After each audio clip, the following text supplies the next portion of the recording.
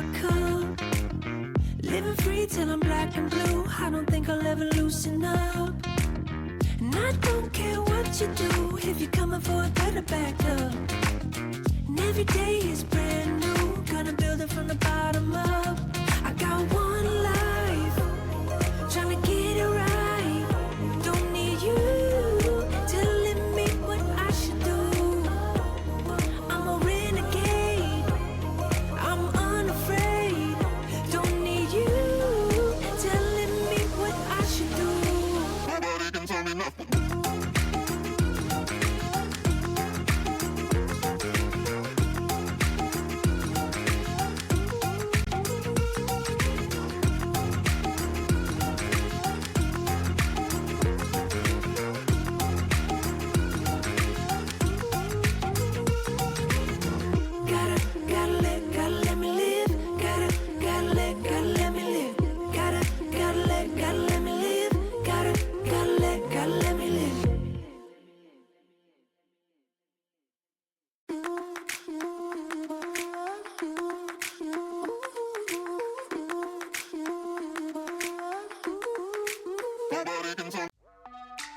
It's been quite some time, but you're still on my mind.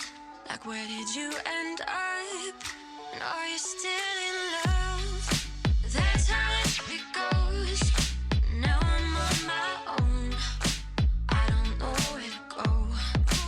I don't know where to go. I don't need your permission to let go of intuition. It's better this way. I like my mistakes. I can make them my way. Touch off to you, babe.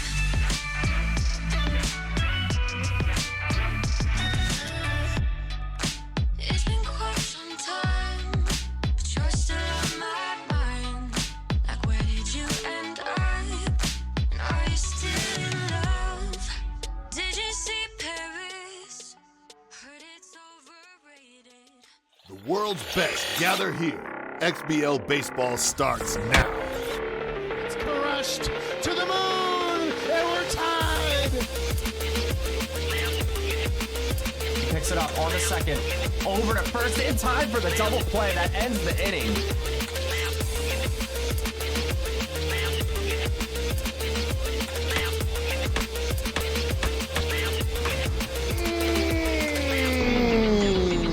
That's gone.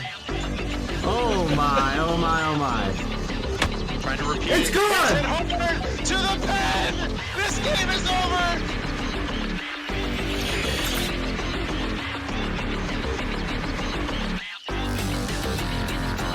Oh! Crushed! Left field!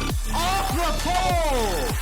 Domingo Bell, deep right center field, carrying, and it's gone. That was hit hard.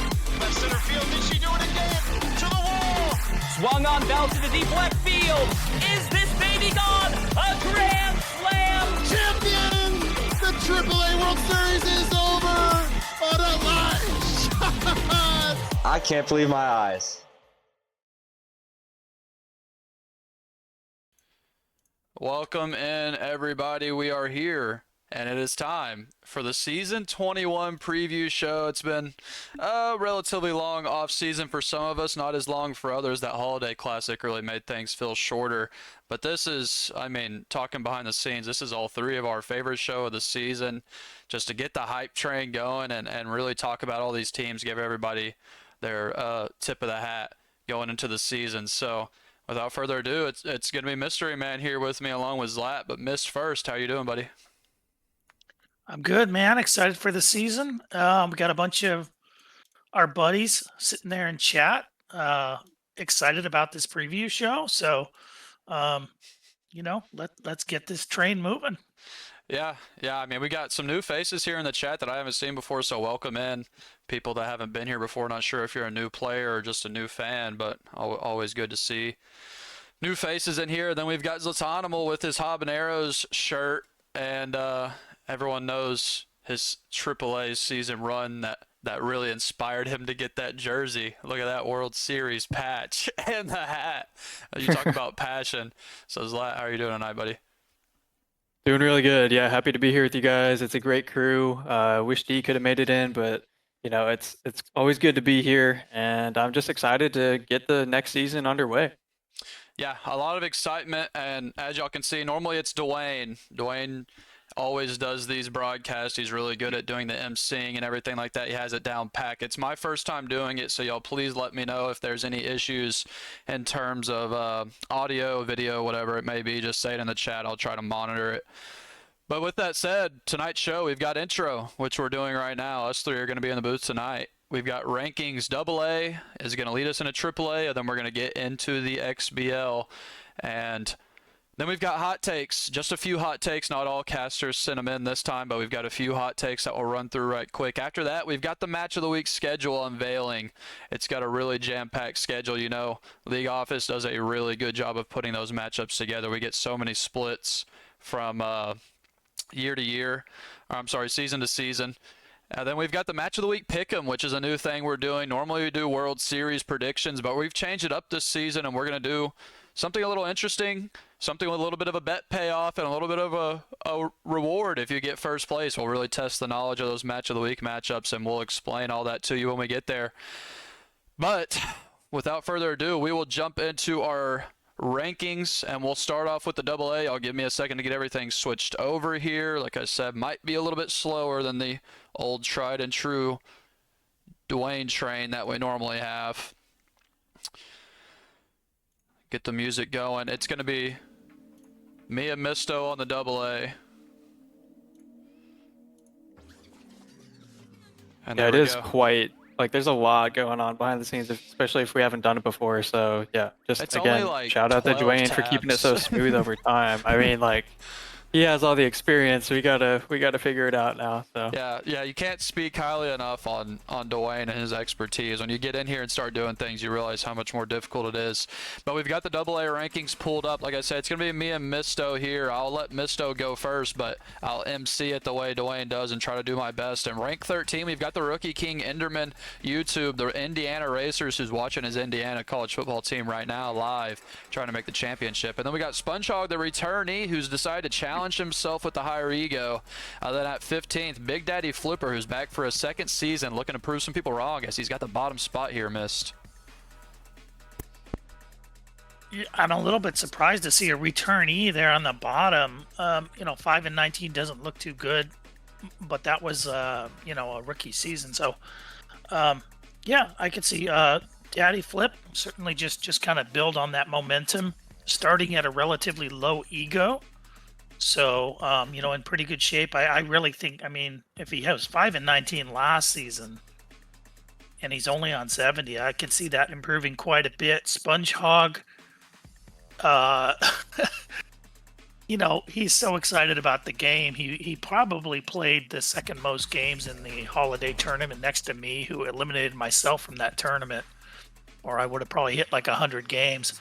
But Spongey's ready to go. And then we got King Enterman chucked in here, going at Ego 78. He's in there in the chat. He's ready to go. I don't know a ton about him, but he seems to be active in the community and ready to rock. Yeah. Big Daddy Flipper here is somebody that as a rookie did struggle in the AA. He's at the lower end of the ego, which bodes well for him just because he's going to have the ego advantage on pretty much every player in the AA to start off the season. And if you've been paying attention to the scrimmages, Big Daddy has been scrimming a lot. And I think that's going to bode well for him as he's been playing a lot of higher ego players. And then we got SpongeHog coming back after he's had a tough time finishing a couple seasons. He seems like he's ready to go and ready to get a full AA season under him, pushing for AAA. I'm excited to see how he can do on 80 ego. Really has been taking some pitching advice well, and I think that's going to be great for Sponge. He's really known as a playoff upset type of guy. And so don't sleep on him with the round robin in the AA. When it gets to the end of the season, SpongeHog turns it up to another level. And then we got King Enderman. Like you said, the rookie has been plenty active in the chat and things like that. It's always good to see a passionate player join. And I actually checked out King Enderman's YouTube that he's got listed there, and he was doing some play-by-play of his Madden season, I believe it was. Seems like a fun guy. Seems like he's going to have some fun cast and things like that if he does cast. So welcome, King Enderman. Hard to say anything about a rookie, but I'm sure you're going to be just fine. You seem passionate enough. Well, then into our top 12 here, we've got Dank.com from the SMNL coming over. I'm not sure much about him. Coming in, did scrimmage him. He seemed like a good, strong player on both sides of the ball. Then we got Joey, the Sickos, back again, one of Misso's favorite logos. And then we got Spliff Lord Siege, who had one of the top highlights last year on the playoff preview show. He's back, and he's ready to go after a strong SMNL season from what I've seen. Yeah, I don't know much about Dank.com. That's kind of a new entry, but anybody coming over from the SMNL, that shows you that they at least have the grit to get into more than one league. They didn't just show up, 1 or 2 days and sign up. So I would love to see Dank.com do well. Joey's interesting because Joey used to be really slow on the trigger. He was on the switch. Was kind of a slow bat, much like myself, would get the ball blown by him. And now he's kind of the opposite. He'll swing at a bee flying out of its hive pretty much at will. I think once Joey finds a little bit of a happy medium between being swing happy and swing averse, I guess I would say, he's going to do really well. He does have some talent. I mean, he can knock the ball pretty well. And he has a lot of fun. So, I'm looking forward to the Sickos. I wanted to rank the Sickos like in the top 5. That's what I wanted to do, but I couldn't do it. But I wanted to. So I'm rooting for Joey. Yeah, I'll give my 2 cents here. Rank 12. I mean, Dank.com, it's hard to say anything about as a rookie, but that's one of my favorite things about these shows is don't get upset if you don't get a whole lot said about you on the first cast. By the time that first roundup comes around and we've seen a couple games under your belt, we're going to have plenty to say about you. So good luck to Dank.com, which it seems like him and Siege need to, maybe he should just copy that logo. Based off the logo and the name, it feels like those match up pretty well. Then we got Joey, who got really hot at one point last year in the AA and then kind of tailed off in other portions of the season. But, I mean, Joey's a namesake in the AA, has a lot of AA records, or at least he's close to them. So it's going to be interesting not only with his record, with his win-loss record, but also his hits and strikeouts and things like that, the records on the overall record book for the AA, as he's in his 6th AA season, which may or may not be the most of all time. And then we got Siege, the Spliff Lords. Like Miss said, he's a fun cast to watch. He seems like a fun character, and he's a good player when he can turn it on. I think he's definitely going to be better than 6 and 18 after watching some of his SMNL casts, and he's in his 2nd season, which always bodes well in the AA, especially because you know your opponent's much better. Then we're into 7, 8, 9 here. It's Soundco returning, the Wheat Company, one of the best pitchers in the league. And then we got, I don't even know how to say his name, but he's the Jesters, and he's been scrimming a ton. Somebody that I think might be slightly under-egoed the way he can bat. Then at rank 9, we've got another SMNL guy coming over. He's a late addition, but also has been scrimming a lot. So I think this is a strong group, a group that has a lot of potential to move up. Oh, tons of potential to move up. I think Pasiki and Ranak are going to be, these are the players that you really watch the early first week or two, not just whether they win or lose, but who they played and how they did, because these are players that we don't know a ton about. We know enough that they possibly could be dangerous, but we're not sure. That's why they're not ranked at the tail bottom, because usually, a new player that clearly is struggling, you're going to put them at the tail bottom just because you have to respect the veterans and the fact that they have experience in the leagues. So, yeah, both of those players looking pretty good here. And then, Soundco is going to pitch people into the dirt, even when they have the ego advantage. Just going to be about the hitting. Eventually Soundco is going to start hitting. I've seen him actually hit. So, but it's unfortunately too rare. But Soundco's a fun player. I'm really happy he jumped in. Yeah, really fun group right here, and you got to shout out that Sculpin logo. That looks sick. I really like that logo. That alone is going to get you some decent ranking points from some of us. Starting at 84 in the AA, I mean, you can see he's got PvP potential starting at the higher end of the ego. So like every rookie, excited to see how he's going to show up here in these first couple weeks. Usually rookies move the standings quite a bit from the preview into the first roundup. But then the Jesters, I've scrimmed this guy probably 3 or 4 times in the offseason. Really tough player. If anything's going to hold him back, it's probably going to be the roster, but he's been in the roster help chat quite a bit getting some advice, so I think he's probably going to have an upper tier AA roster from what we normally see. And another guy that's starting at 84 ego, so a lot of times when you look at those higher end ego guys, that means they're doing well in scrims. I think that's a good sign for them. And then Soundco, like you said, I mean, he can hit. He's a very streaky hitter. I think he's kind of a enemy of himself, and I think maybe sometimes he's not as active as other times, and that can really affect your batting. But when he's playing a lot of games over the course of a week or two, Soundco can really start putting up some decent run numbers on you. 4 or 5 runs a game is all he needs because he's such a dialed-in pitcher on the mound. I mean, I see people in the chat talking about Soundco is not fun to face. He was in the AA my rookie season, and even then, I remember him being very difficult to face on the mound. The Kansas City Wheat back again, and a very strong Von Asen candidate year after year.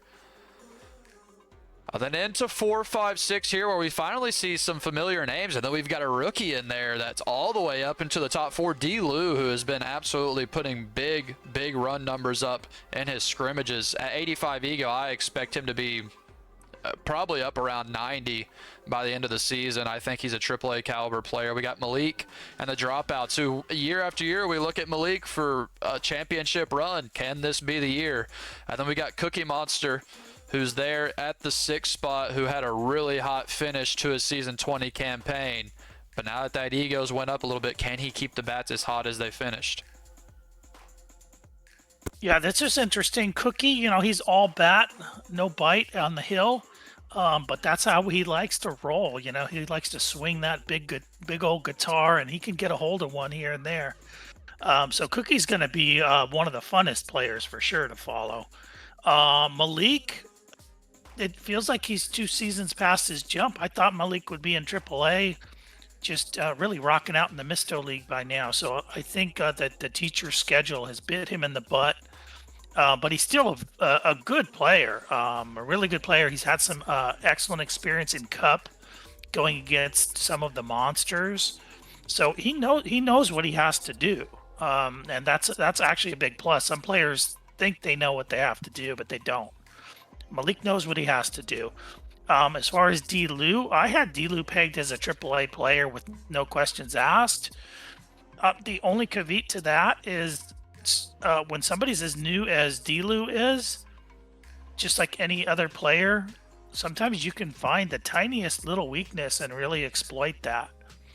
If they can't find that with him, they're going to be in massive trouble. Massive trouble. He could easily win this league. Yeah, I agree. Cookie Monster, a Unicorn of the Week winner with the cookie hat and the cookie glasses whenever he won it. One of my favorite ones to do. The way he played towards that back half of the season, man, he hit the ball really well. And he was a scary person to face. I believe M.H. Smith took him out in some pretty high-scoring games, if I remember correctly. Cookie Monster is just one of the best bats in the league. I don't know what he did in the second half of the season. Maybe new hardware, new connection, I don't know. But he started matching. 80 ego, from what chat says, is not going to be a problem for him. But can he figure it out enough on the mound to stem the tide? You can hit really well, but you've got to be able to pitch to beat the best players in the playoffs. And Malik, I mean, like I said at the beginning, year after year we're wondering, is Malik going to win the AA? He's somebody that has the potential to do it, just more of a streaky player like a lot of us are. But in his 5th season, I mean, this is the type of territory you get to in that 80 ego range where this might be his last shot. He might be a AAA move up after this season. So if he's going to get the AA title, probably needs to take advantage of it this season. Then D. Lou, like you said, I had him pegged as a AAA player as well, but I know AAA usually has the most inflated numbers, which might be why we find him here in the AA. But a fellow slap shot enjoyer. Shout out to Zlat, who's behind the scenes, who showed us that game. D. Lou is a slap shot hockey game stud, and now he brings his talents over to the SMB, and you can see he's got that quick reaction time at the plate. Man, he can hit the ball really well. I think he scored 10 or 11 runs on me earlier in our scrimmage. D. Lou is definitely somebody, like you said, Miss. He might win the AA just off his bat alone. He's my early strong league candidate, even past Cookie, for Lombolo Winner of the Year. Then here we go, folks, into the top 3 of our AA. We've got at rank number 3, Delta's World. After 8-16, look at the respect he is getting. An 8-16 season all the way up to rank 3. And then we got Too Easy, Infinity, and the Falcons coming down from AAA. I believe our only AAA move down. And man, what a pitcher he is. Him and Soundco are going to be really battling for that Von Asen. And if he gets his bats going, watch out. Then M.H. Smith and the Diners, the runner-up in the World Series who lost to Prestone in a 7-game epic series, is there at the 1 spot. One of the best bats in the league, the most passionate player in AA, no doubt. And now he's returning, trying to get what he was so close to achieving in season 20. He's trying to get that world championship in season 21. Yeah, it's funny. I've actually played Delta's World quite a bit, but it's just a blur because I think I played him right in that run where I was playing like 12 games, per day on the weekends. But we love the logo, and I've heard a lot of great things about Delta's World. So I think he's probably ranked, certainly should be in the top 5. I'm going to skip forward to M.H. Smith, who there's no reason can't do really well, was in the finals, was expected to win the finals, quite frankly, against Prestone. And Prestone took it to him. A lot of velo with the pitchers, just really put the pressure on him and eked that one out against Smith. So Smith decided to come back here, a little bit lower ego, so he wasn't at the top end. So that's one of the reasons he was able to come back in here and try to really take that chip up into the Misto League instead of just coming up because the numbers seem to say that. But the impressive, or the one to keep an eye out here is Infinity here, because he's gonna completely outclass these players on the hill. He's used to throwing against Haight and Elron Coin and folks like that. So as good as these hitters, Cookie and certainly Delu and several others are, you ain't gonna want to play against this dude. So all Infinity needs to do is probably put up 4 runs a game, which is very doable at this ego for him. And he could possibly win this league as well, but it's mostly going to be on the hill.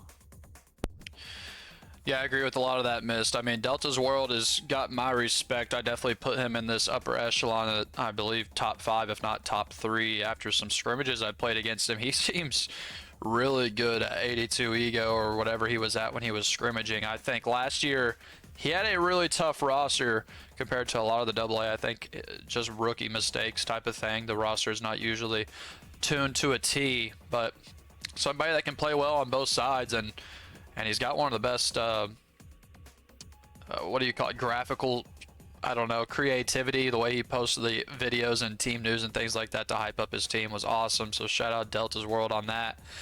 And then rank 2, like you said, I mean, Too Easy is somebody that he could run away with the AA easily. I mean, he can pitch. He's going to be a top 3 Von Asen level pitcher regardless, because this guy went from pitching, I mean, no shame on the AA, but he went from pitching to guys like Tynasty, Haight, Elron. He might have been in there when Julio played. Think about the hitters he had to face in the AAA, especially last season with some of the big boppers, Skull. And now he's coming down and facing AA players. Talk about a difference in how you have to pitch to people. He's had to learn to be absolutely pinpoint accurate on his pitching through the AAA. Now he comes down, and it's way less of a gauntlet. If he can score, like you said, 4 runs a game, that's going to get him to the finals. I mean, Too Easy is too good of a pitcher to get beat before the semis. As long as his Wi-Fi or whatever he's on holds up. I heard he's playing from McDonald's or something. Then the Diners, I mean, not only is he a top-tier hitter, Lombolo winner, runner-up last season, and Rookie of the Year, but if you've played Diners lately, they are a better locator than you would imagine. He actually has gotten quite good at locating on the hill. And so I think you pair those things together. M.H. Smith is somebody that I almost put as a staple for the semifinals, the way that he can hit along with his improved pitching. And so that's what we've got for the AA. That was a lot of fun. And now we've got the AAA coming up. It's going to be Mist and Zlat bringing you these. I will MC best I can.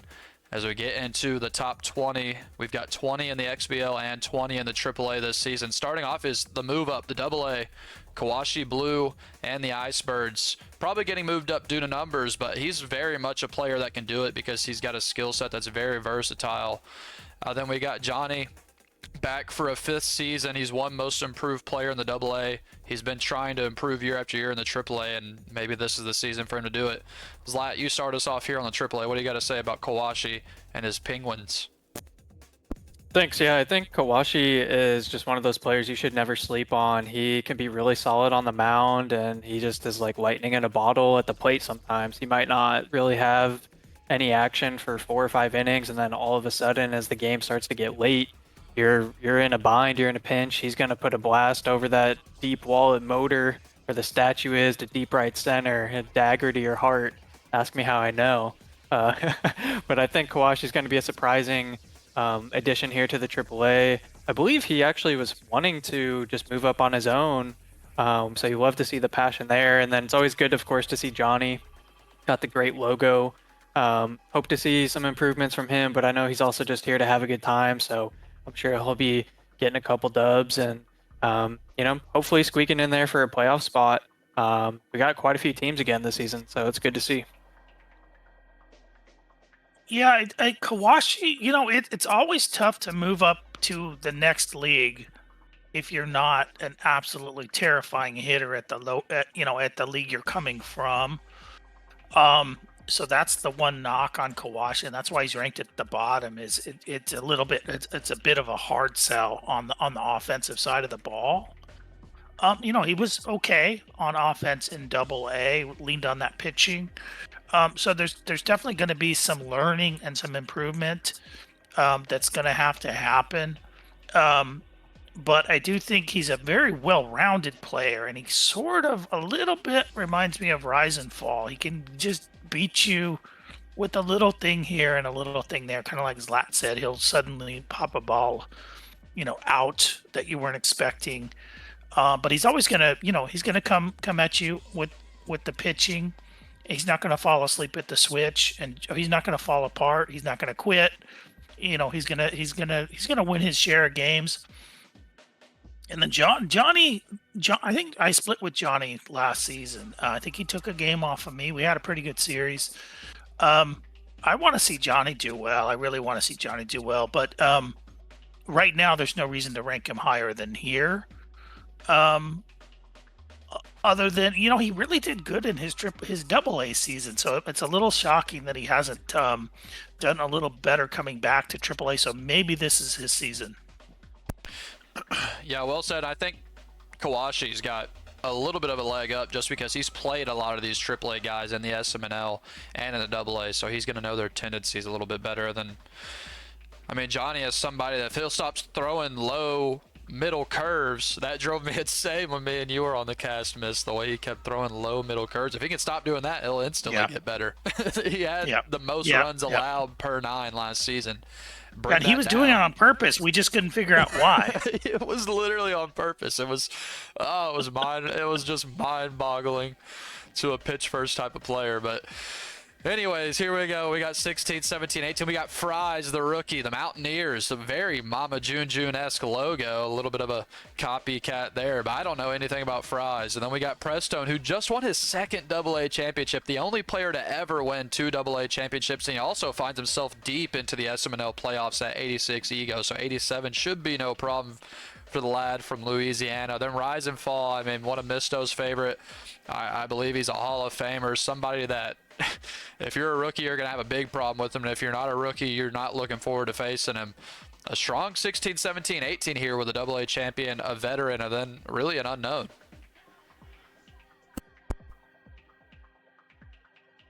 Yeah, Fries, I don't know too much about. I believe he's an SMNL guy as well. Is that right?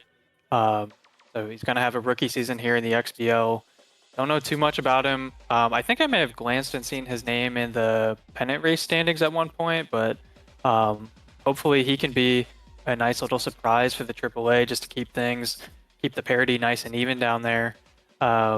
Prestone coming off his 2nd chip in the AA for the XBL, hearing the chat talk about all of the success and the great run he had in the SMNL. So that's going to be really exciting to see how his play develops, because we've got to watch his game from his first AA championship all the way back.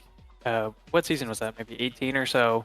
It was a good time, and then he put it all together again against Smith last season. So super exciting stuff from the Pelicans, finally ascending to the AAA and probably going to find some playoff success. I don't even know if we can say they're a dark horse with all the hype that chat's built up around them, but very excited to keep our eyes on those Pelicans. And Rise and Fall, the veteran, the bulldog, he'll never quit. He's just so tough on the mound.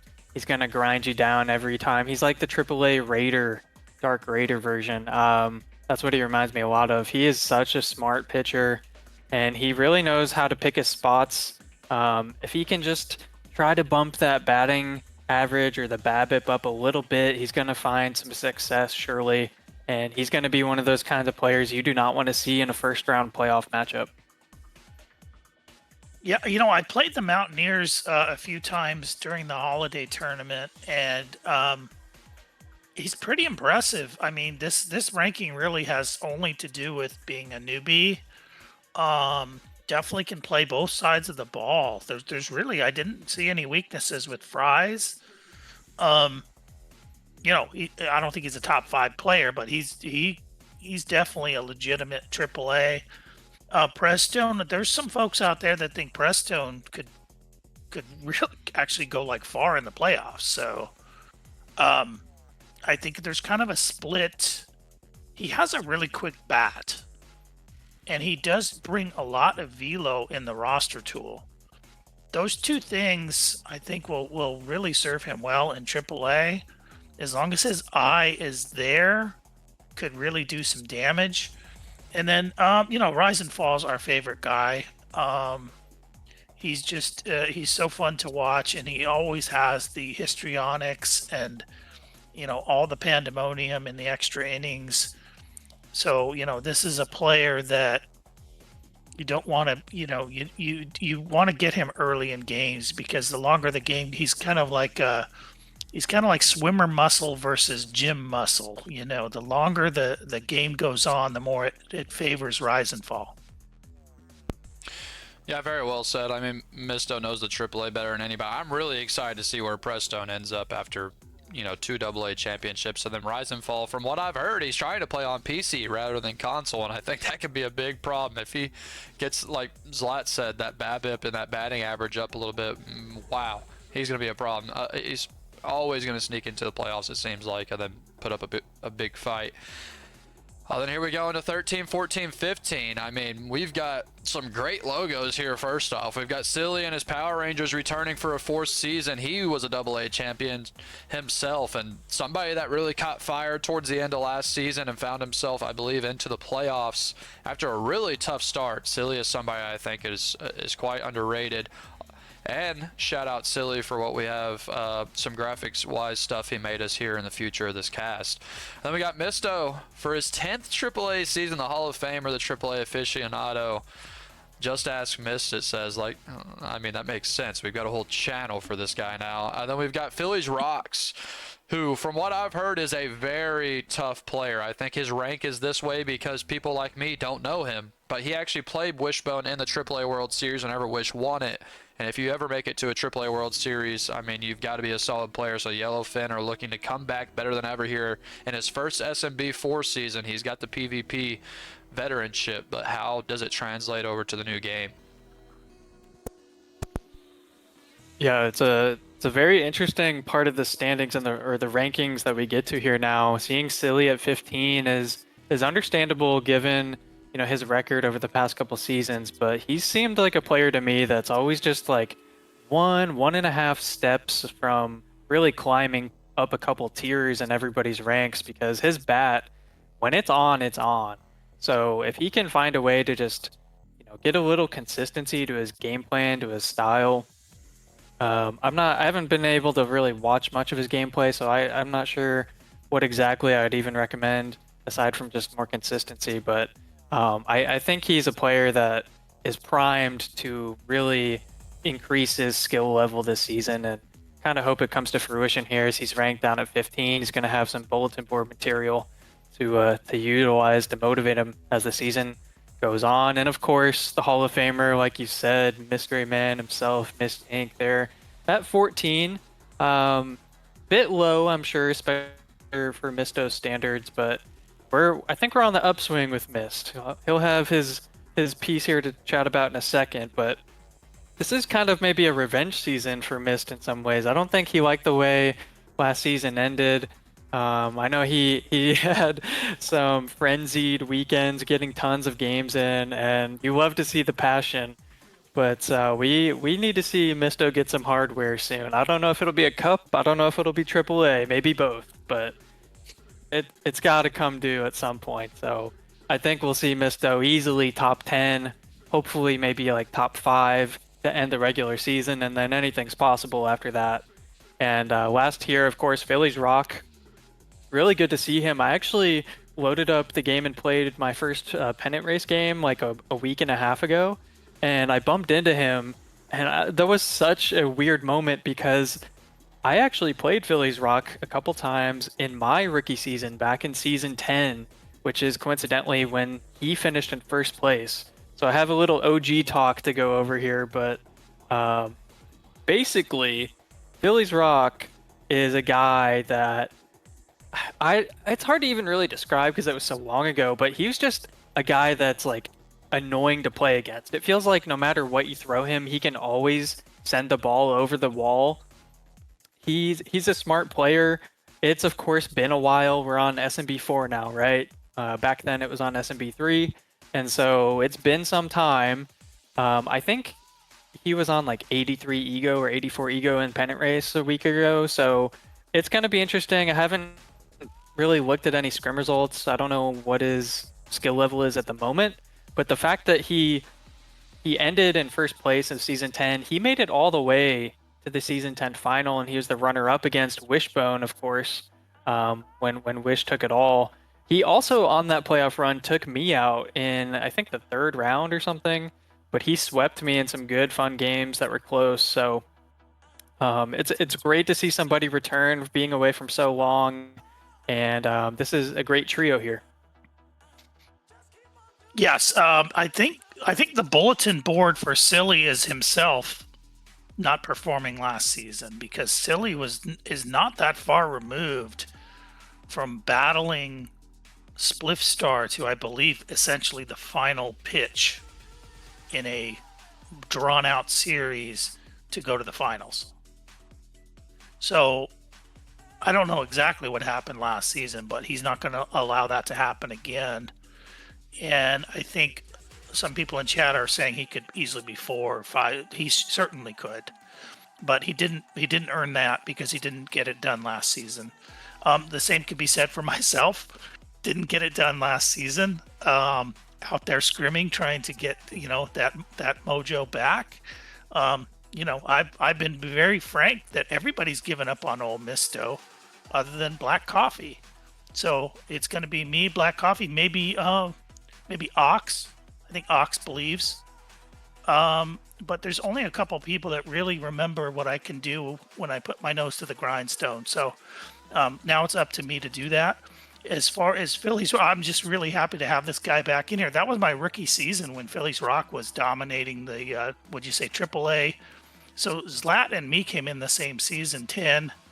That's when Phillies Rock was rocking. And I'm just happy to have him back. Every time I've scrimmed him, he's been, not just completely dominating, but extremely tough, a very good player. Yeah, really weird group here. I mean, Misto, I think as soon as you stop playing Janet Hula Hoop on off-season games 20 times a night and get some more PvP, you're only a couple seasons removed from, I believe you were like top 7 at the end of the season just 2 or 3 seasons ago. Then obviously Phillies Rock here is such a wild card. Y'all see he has the Lombalo winner, but I think looking at his stats, he was pretty close to the Von Asim winner as well last time he played. So watch out if you're the AAA. I mean, Phillies Rock is probably the biggest wild card we have here in these standings.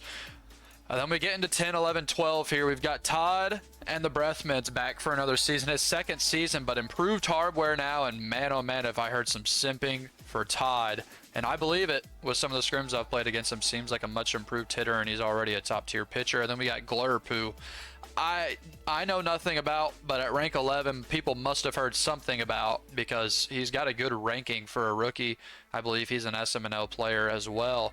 And then J3, who I think at 10 is actually too low, far too low. I think I had J3 in the top 5. Somebody that was already playing at 90 ego in the AA almost. Now he finds himself in the AAA, and actually it lowers his ego to play in the AAA. So what a player that J3 could be at potentially an under-egoed 87. Yeah, another interesting trio here. Todd climbing these power rankings from way up from where his season ended last season near the bottom. And it's great to hear that he's found some success. He's found a lot of improvement, it sounds like. And so I'm looking forward to it. We can ignore all the stats for him there on screen because, hearing that much activity, there's got to be, where there's smoke, there's fire, I think. And Todd's really got an opportunity to take the season by storm. Interested to see what kind of roster changes he makes. Surely there's going to be some, but we also got to shout out the logo there. Just a great color combination. Love to see that. Glurp, I actually played last evening in a scrim, and he can definitely hit. I will say, if he's going to use the same stadium as our scrim, I might throw him in the cringe category because we were playing at Golden Field, and that is an equivalent to Tiger Den in my opinion. So if he plays at Golden, might have to put a little asterisk next to the long ballo, but he can definitely hit some balls. He hit a walk-off against me, so love to see that there. A lot of potential, a bit of an unknown, and he could be a real shakeup to the rankings here. I think I actually had him, let me double check for a second. I had him at 6 on my own, so a couple of these guys I had higher here. Leading into J3, I had him in the top 5, like Uni mentioned in the introduction there. He's J3, J-Ank, however he would like to be known as. He's got a lot of potential. I've been saying that word this whole time, but this is probably the best kind of dark horse that I really see taking the AAA by storm this season. He's been hitting at or near the AAA ego for quite some time. He's got a bit of a chip on his shoulder here as he's moved up from the AA, and I think he's just going to really showcase his batting skills and ability. His pitching is relatively average, I believe, but his bat is going to be something to keep a close eye on. Yeah, I'm going to allow the Golden Field slander there by Zlatanimal only because there's at least one setting there. I really hate the batter's eye. Otherwise, I would really be jumping in here to defend Golden Field. Todd Gonzalez was crying to be moved down to AA at the tail end of last season. I kind of thought, oh, well, I hope he makes it back to AAA. I think he has enough. It'd be nice to see him not drop down. And then I started hearing these rumblings and more rumblings and, about how great he was doing and how much he'd improved. And, typically stuff that happens in the SMNL stays in the SMNL just because it's a different league. You've got, custom players and chemistry. And so anything happens over there doesn't really translate. But there's been enough, like Zlatanimal correctly said, there's been a lot of smoke. So that's why you see Gonzalez being moved up here in these rankings. There's got to be some reason for that smoke. I don't know what it is. I don't think it's a hardware change, but it's something. So whatever it is appears to be legitimate. So he's been moved up here and could do even better than this. Some people, again, much like Silly, are saying this dude, he's legitimate, dangerous. Glurp, I played at least a few times in scrims, had a lot of fun with him. I've talked to him in PMs. He's going to do well. Good hitter. Has a lot to learn, of course, but he's going to do well. J3, like Zlatanimal, he's already played on 88 or 7 or something in competitive XBL play. So the ego shouldn't be an issue. I think the adapting to the jump in league, again, when you have to pitch to Coin and even, to some of the slickness that Eddie brings to the table, some of the monkey shines that Dwayne is involved in, streaky players such as myself or Cody, they can really, they can smash your ego pretty quickly. So you have to be very resilient and, just take it a game at a time and say, hey, I'm a rookie. I'm going to learn what I can learn. I'm going to try to pick off a few extra wins here and there that I shouldn't get if I can, and just have a bunch of fun in my first season. Yeah, I agree. I think looking at this group right here, Todd and Jay plus Phillies, I think could be the biggest risers for the AAA across the season. I mean, I think all three are very much capable of being a top 5 team. And so we'll see how that goes. Glurp, it's hard to say anything about as a rookie. We'll get into 789 here. Also, welcome Urban to the chat. What's up, buddy? Can't wait to get the Urban intros for our Match of the Weeks coming up. I got to send you those, actually, now I think about it. We got some Match of the Week starting tomorrow.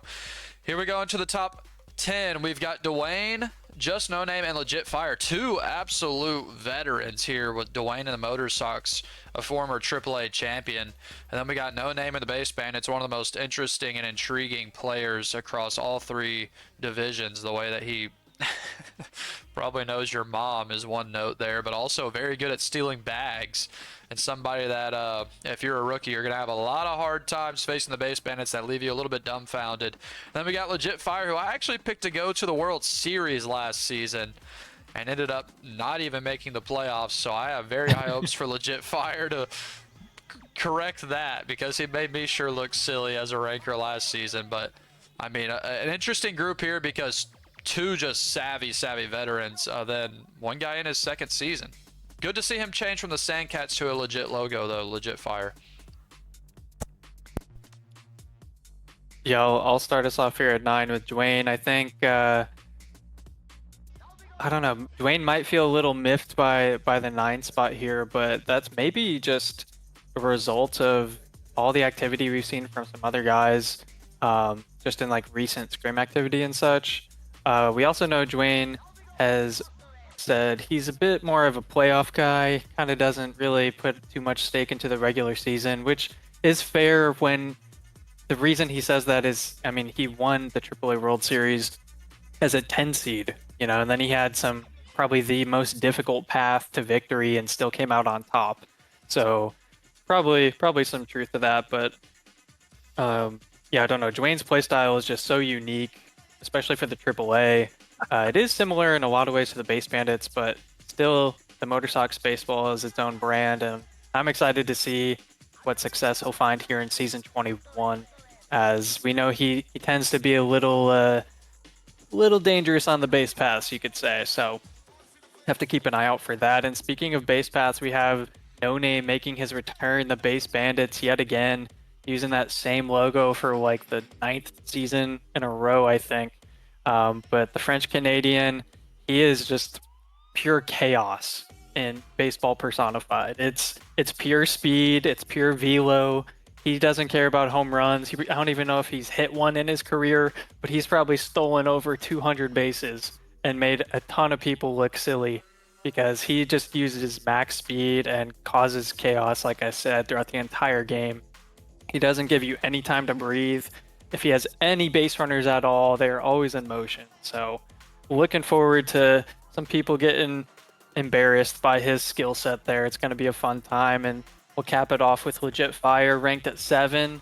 Yeah, it's kind of hard to gauge some of the SMNL activity. I haven't kept up with as much of it as I would have liked, but I did personally have Legit Fire in, I believe, my top 3. So seeing him at 7 is still decent considering where his season 20 ended. And yeah, the Sandcats have been retired. Legit Fire Gaming has made their own brand. They're going to bring it into the AAA, carry it over from the SMNL, and from all accounts and chatter that I've heard and read, it's been an absolute overhaul in the skill level. It's a brand new team, and we're looking to see them achieve some big things here in season 21. Yeah, I'm looking at Train there, and you can't complain about the 9 spot when you didn't even finish 500 last season. So he's in the he's in the Misto silly cup of tea that he's really got something to prove here, and he certainly has the ability to do that. So, nobody's a bigger fan of the motos than I am, but there's some work to do for the motos. Mainly sneak into the playoffs, but you really got to be playing better than he has been. I think he thinks he can just flip the switch, and you can't do that anymore. These players are too locked in. You've got to at least have some momentum. You can't just completely flip the switch. So I think Dwayne's going to be ready this season. And then the base bandits, oh boy. Yeah, I think if I had to give some advice for playing the base bandits, it would be don't try to figure out what he's doing. You're never going to figure it out. So just do the basics, hit your spots, watch the runners, focus at the plate. He's going to be different than any of you rookies out there. This dude is going to be different than anything you've ever seen before. Even if you've played a bunch of PR, that will help some. But you really just focus on your game. Don't get sucked into his world, because he will win in his world, believe me. And then Legit Fire, I had him, I think, 3. He's ready to go. I think he's only earned a 7. I think he's going to do better than 7, but he has some work to do. He's got all the right tools, but he's not like a completely boss hitter. So I think legit could win this season, the whole thing, but he's not a favorite, but he's going to do really well, and he's really focused. Yeah, well said. Very intriguing group with 2 guys in the base bandits and the Motor Sox who have made XBL playoffs before in their time, and now they find themselves in the AAA for, I think, the 3rd consecutive season. Probably 2 guys that were thought about when it came to making the XBL manager list this season, but instead they get put in the AAA, and 2 guys that you expect to be strong in the AAA. Then Legit Fire, who sits by himself here as the lone guy on this group that doesn't have a ton of experience, but I mean, going from 9-29 last season to rank 7, like Slot has said, if there's smoke, there's fire. Seems like somebody that has a lot behind him. And then we got 4, 5, 6 here with Big O Brad and the Owls, who really impressed me last season. Almost wanted to give him a 2nd unicorn of the week, the way he improved last season into the AAA. Also, I've heard really good things about him and the way he's improved over in the SMNL. And then we got, this is Eduardo at 19-19 last season, probably his worst season in the AAA, at least since I've joined in season 15. Normally a player that finds himself as a staple in the top 5, finished all the way down at 11th. But somebody that I 100% expect to be, a top 7 player, and you can see the rankers are aware of that, putting him at 5. And then Codfine, who broke some records last year in terms of run scoring. Can he improve that pitching enough to get him to that World Series title? I know he's a player that wants to battle at the XBL level, but it takes both sides of the ball to do it, and I'm interested to see if he can. Yeah, there's a lot of movement upwards here from these teams. Compared to last season, we see Big O Brad, Hootie Hoot, and the Owls here at number 6, and I think this is maybe the team to put your bets on to win the whole thing. Let's just get the odds out there on day 1 and see how these Owls fly, because the way he was pitching and hitting towards the end of the last season, the way he has been doing so in recent months from what we've heard on the SMNL side of things, I think there's a lot of excitement here, and I think there's a hardware change as well. Might be playing on PC, which is a massive deal. So nobody should be underselling any of these teams on your screen now, but the Owls are certainly a team that I expect to find a lot of deep success, a deep playoff run this season, high expectations right out the gate. So keep an eye on them. As we change over to the Sirloins, Eddie, as Uni mentioned, fell back a little bit in the standings. That's not really indicative of what we expect from the Sirloins. 19-19, that's just kind of a head scratcher, kind of shocking to see them in the middle of the pack. The Hall of Famer himself, the season 12 runner-up. It's his 12th season here. I don't know. There's so much talent right now in the AAA. It's hard for me to say I'd bet on him winning it all, but I would love to see it personally. He's someone who's been in the community for so long. Like I said, 12 seasons, and kind of unfortunate is him running into Ricks in the playoffs last season because Ricks has his number in the playoffs. They've played 2 times, once back in season 16, and that went all the way to game 7 when Eduardo led off the heartbreaker. Ricks hit the walk-off, I believe Mist and Uni were actually in the booth for that one. That was an insane game. The winner, the walk-off at Ciudad, the same season that these Habaneros won it all. It was a wild, wild playoff run. Just great memories are kind of coming back to me now. But I think Eddie has maybe the biggest chip on his shoulder here. The way he ended season 20 is just simply not Sirloin's baseball. He knows he's capable of doing better, and I think he's got to take a lot of that to heart and kind of turn it around, make sure he buttons up his game entering the season, get started on the right foot, and I think good things are definitely possible for them. And then we move to number 4, the young kid, Mist Sun, Codfine 07 here, Cody, as we know him, in his 3rd AAA season. I don't know what word I would use to describe Cody, but we all know about the crazy box scores we saw last season. Please don't let that happen again. If Cody does it on his own from hitting, that's one thing. Please, I don't want to see a 38 to 25 score line again. That was just bonkers. That being said, his bat is very, very respectable at the AAA level, and he has the Rookie of the Year from season 19. I mean, I think he's a team that if he can clean up the pitching, which he would really need to do a lot of work on, but if he can clean that pitching up, clean up the defensive blunders, maybe just take a lazy style approach and just mercy your opponent before they have a chance to really respond. End games early, get the mercy. I think Cody is going to be an interesting team to keep a tab on here as we enter season 21. Good job, Zlat. Well said on all of that stuff. Yeah, big old Brad. You could put Brad up there at number 1 if you really wanted to. My thing about Brad is this is the way I see Brad. Brad is a very he's kind of like Elron Coyne Jr. He really relies on that bat speed, that talent at the plate. He's not really a cerebral hitter. He's really fast. He's hard to deal with. But then on the mound, people don't realize he is super smart. He adjusts really quickly. And if if he finds one little corner or one type of pitch that you can't hit, he'll just milk that and you'll get screwed the entire game.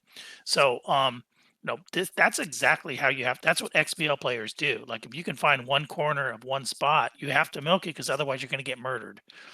There's a little more play in the AAA. You don't have to totally do that, but he's smart enough to do those types of things, those burning ice types of things where he can just kill you for 9 innings in one spot of the zone or whatever it is. So I think he's definitely going to do really well in the regular season. In playoffs, I think it's going to be a little bit tougher just because I think certain players might be able to pitch him pretty well. Eddie is Eddie. We love Eddie. We all want Eddie to win it all. And that pitch he threw against Ricks, and that is still, I know that's the worst pitch he's ever thrown. It was at the wrong time. And we've all been there. That mini game will pull that ball when you least expect it right over the middle of the plate on the one pitch that you have to have. And that's what happened to poor old Eddie. But we love Eddie. And then Cody, you were looking for a word for Cody. It's unicorn. He's a unicorn. He's one of those, he's like those NBA players that's, they get drafted because they're 7'4.5", and they really ran the 100-yard dash well. They don't appear to have any real skills at all on the basketball court, but every once in a while they'll do something that makes you say, wow, you shouldn't really be able to do that at that size.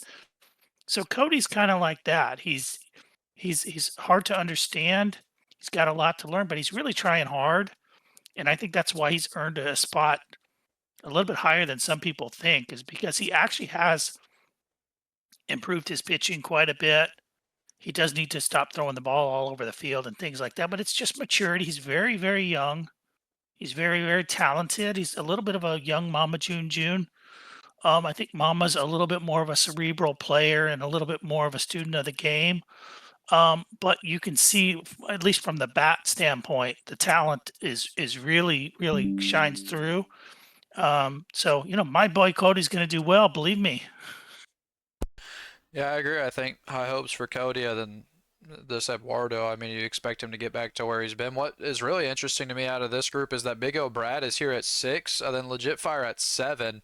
But I really group those two in with Todd, who is all the way down at 11, I believe. I do think Big O Brad is the best of the 3, but it's a little bit surprising to me to see Todd separated from Legit and Big right there next to each other. I'm interested to see how those 3 kind of spar between the rankings throughout the season. Then we're going to get into our top 3 here. Who's the top dog in the AAA? Where do you find yourself? Who do we have left? It's Elron returning, and he's the #1 player in our rankings. Somebody that everyone in the AAA who has played Elron understands that he is going to mash the ball.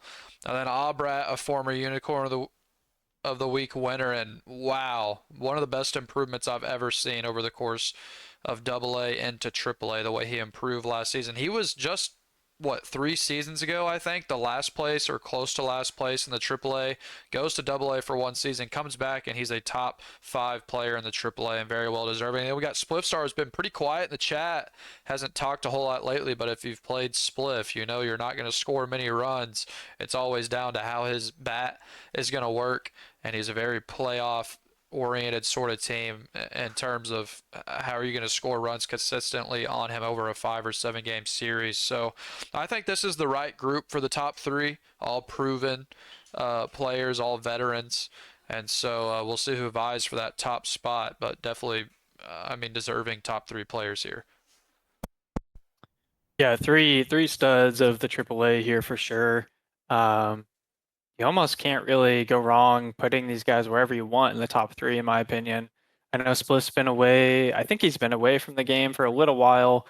So we're gonna have to maybe temper our expectations a little bit, especially for the offensive side of things, as it might take a while for him to warm up and get back in the swing of it. But the pitching, I expect to pick up right where he left off. He's known as just being one of the best pinpoint pitchers in the AAA. His sequencing, the way he can really manipulate the ball game from the mound is his biggest asset and probably the highest pitching value in the AAA. So excited to see what kind of roster he brings. I know he typically plays at Bengata, and we'll see if he returns the crew to that same stadium. Moving over to Albrat, like Uni said, an absolutely beautiful improvement to see someone have. Just for perspective, Albrat had losing seasons in the AAA for seasons 15, 16, and 17. I don't have his AA seasons. I don't recall how many he may have played for 18 or 19, but then last season in season 20 to finish his first winning season record for the AAA, and it's 26-12. He had the biggest glow up in the AAA, and it was just really great to see. Finished at 26-12 on the season, and he put up over 200 runs. I mean, he was scoring 5.5 runs per 9. So his pitching skill, I think everybody already knew about that.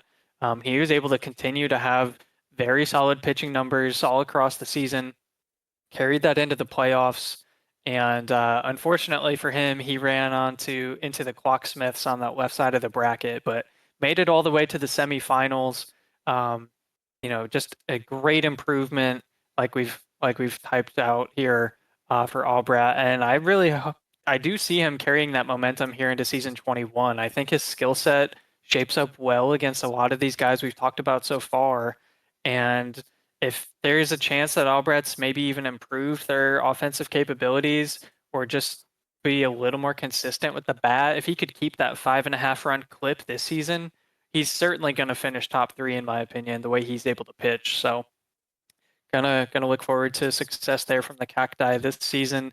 And we'll cap it off with Elron, the #1 preseason ranking.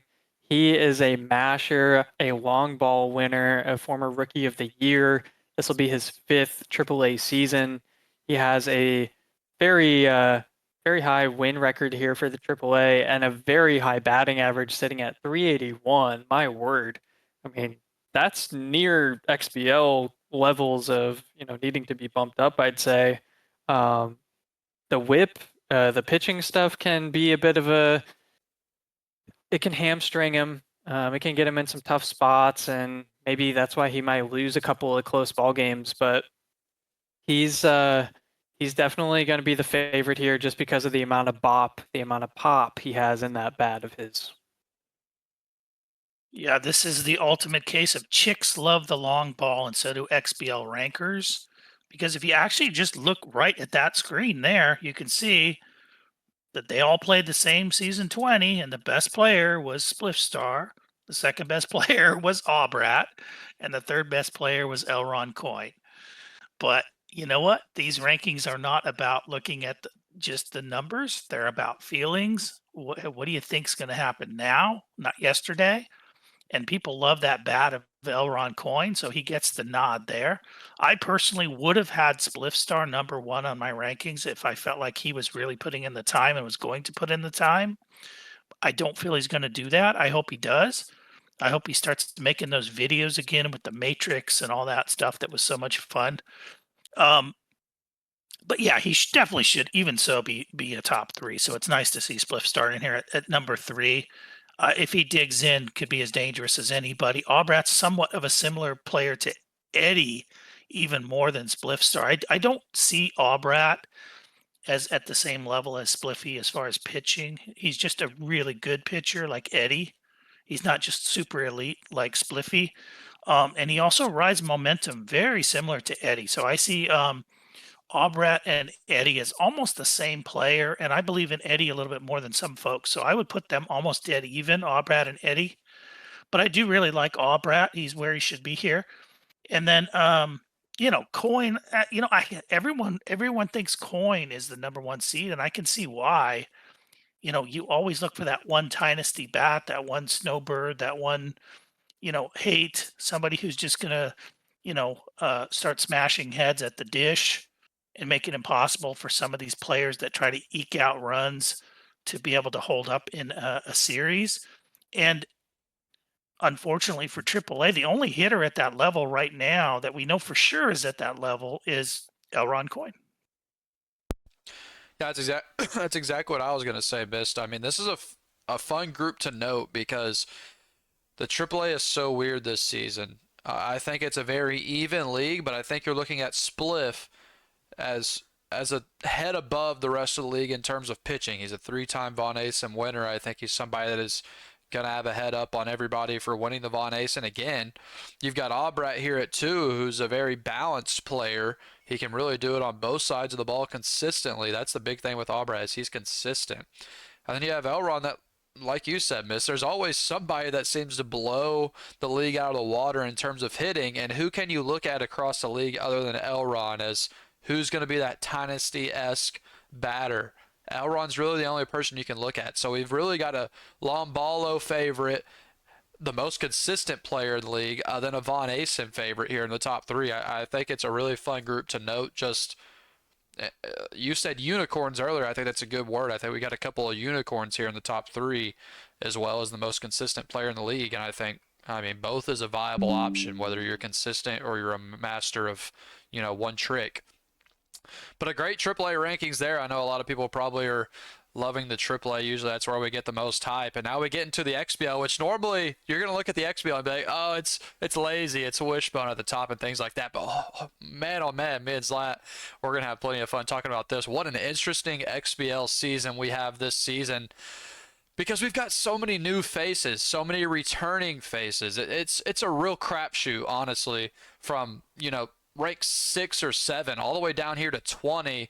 Talk about the movement that could be had. I mean, the parity of the XBL has just been getting more and more even from season to season, and I think this season is as good of an example as any. I'll go first on these XBL slides and then throw it to you, Zlat. We've got Sham, who I'm not sure I'm not sure how he feels. Sham, last time he played was in the AAA. and he won Rookie of the Year. But just before that, he was in the Double. He kind of took a similar trajectory to me, from the Double A to the Triple A, and then immediately into the XBL. He doesn't really get any time to breathe. He doesn't get any time to figure out the ego. And on top of that, every season you're playing people you really haven't played before, and I think that's going to be tough for Sham, is just playing players he has not really played before, and so you've got to learn quickly. I think he has the skill to do it, but when it comes to the expertise of how do you pitch to end innings, how do you pitch to somebody like Wishbone, who seems unbeatable, those are things you're going to have to figure out, and you're going to have to figure it out from game 1 to 2. You don't have multiple seasons to figure that out. And then we've got Julio here at rank 19. 0-36, forget that. Okay, he was 0-36, sure. Shout out to Julio, played the whole season. Man, I've never seen such commitment. That was the greatest thing I've seen in quite some time. He's not going to go winless this season. The way the XBL has kind of lightened on the back end in terms of the overall skill level, he's a possible playoff contender. He's only 19 because I don't think they've recognized that Julio's improved in terms of catching up to the fastball at this ego, and I think he has. And so I think Julio is somebody that's going to be definitely going up in the standings. But, I mean, you could speak on this just as well as me. Anyone from 10 to 20, I mean, put them where you want them. It's a dart throw. Yeah, there's quite a few dart throws near the bottom. Sham just gets the short end of the stick, I think, with the fact that he hasn't played for a little while and he's jumping up to a league he hasn't played in. So I know he's talked behind the scenes a bit about trying to practice at XBL level ego for a couple months now when he does get time to play, whether it's against the computer or scrims. And so we just saw him in the holiday tournament there in the finale against Bush in a best of 1. So, I mean, he still put a couple of runs across, I think, or it was at least a run. It might have been like 6-1 or something. But regardless, he's shown that he has the passion. He has the determination to come up to this league. He doesn't need the hardware. He just is here for the competition and a good time. And yeah, it's going to be interesting to see. It's hard to gauge how he's going to fare against XBL quality, but when he was in the AA, for example, he was probably the strongest team. He was top of the AA, I think, in that season, right? And then the AAA was a bit of a teetering season for him, but I think the mindset is a big thing here, and that's probably going to carry him the most. He's going to have the underdog story in every series, and that's a big advantage in my opinion, because similar to maybe Julio last season, like if no one is I don't know, there's probably a better way to say this, but the fact that Julio went 0-36 is just tough, right? But there was also a bit of stress for people playing against him, where they didn't want to be, someone that lost to him. You didn't want to lose ground on the rest of the field. So I think there's going to be some of that mind warfare, some mental games going on against their opponents, and they're going to have to try to take advantage of those difficult moments, some close games, and just really kind of enter the flow state and pull some wins out, because these guys can hit. And I know especially Sham can pitch. Julio, I'm hoping to see some improvements from. It's his second XBL season. We can chalk his first season up to big def, I guess. I mean, he had some moments. He had some close games that just slipped away, and I know he's not going to let that become what he's known as here in the XBL. He's going to get some series dubs this time around, and it's going to be exciting to see. I hope it comes sooner rather than later, I suppose. Yeah, well said. I think that's something that hurt Julio last season. Is sometimes, I mean, we can all admit it, when you're playing not a lower tier, but someone at the bottom of the standings, you're not as mentally locked in. But I think Julio was at the bottom of the standings last year, and people saw that he was 0-25, and they're like, well, I don't want to be the guy he beats. And so people actually locked in a little bit more than they would against a bottom of the standings player, if that makes sense, across the league. Not everybody might have that mindset, but some of us do, for sure. And I think now Julio is going to have a much better chance to get some series wins. Then into 16, 17, 18 here, we've got a couple of returning players. Actually, all three are returning players, but in different formats, I guess would be a way to say it. Starting off here at 18, we've got Dynasty, who went back to the AAA and showed the AAA why he's not in the AAA. I mean, the dude can hit the ball too well, but he also showed us in the AAA World Series why he struggles at the XBL level. A little bit lackadaisical on the mound, a little bit lackadaisical in terms of preventing base runners. And what really impressed me casting that AAA World Series is one thing Ty has improved on is he's gotten much better at fielding. And I think that's actually a big deal when you're at the top league. You need a skill set that's going to cover all facets of the game.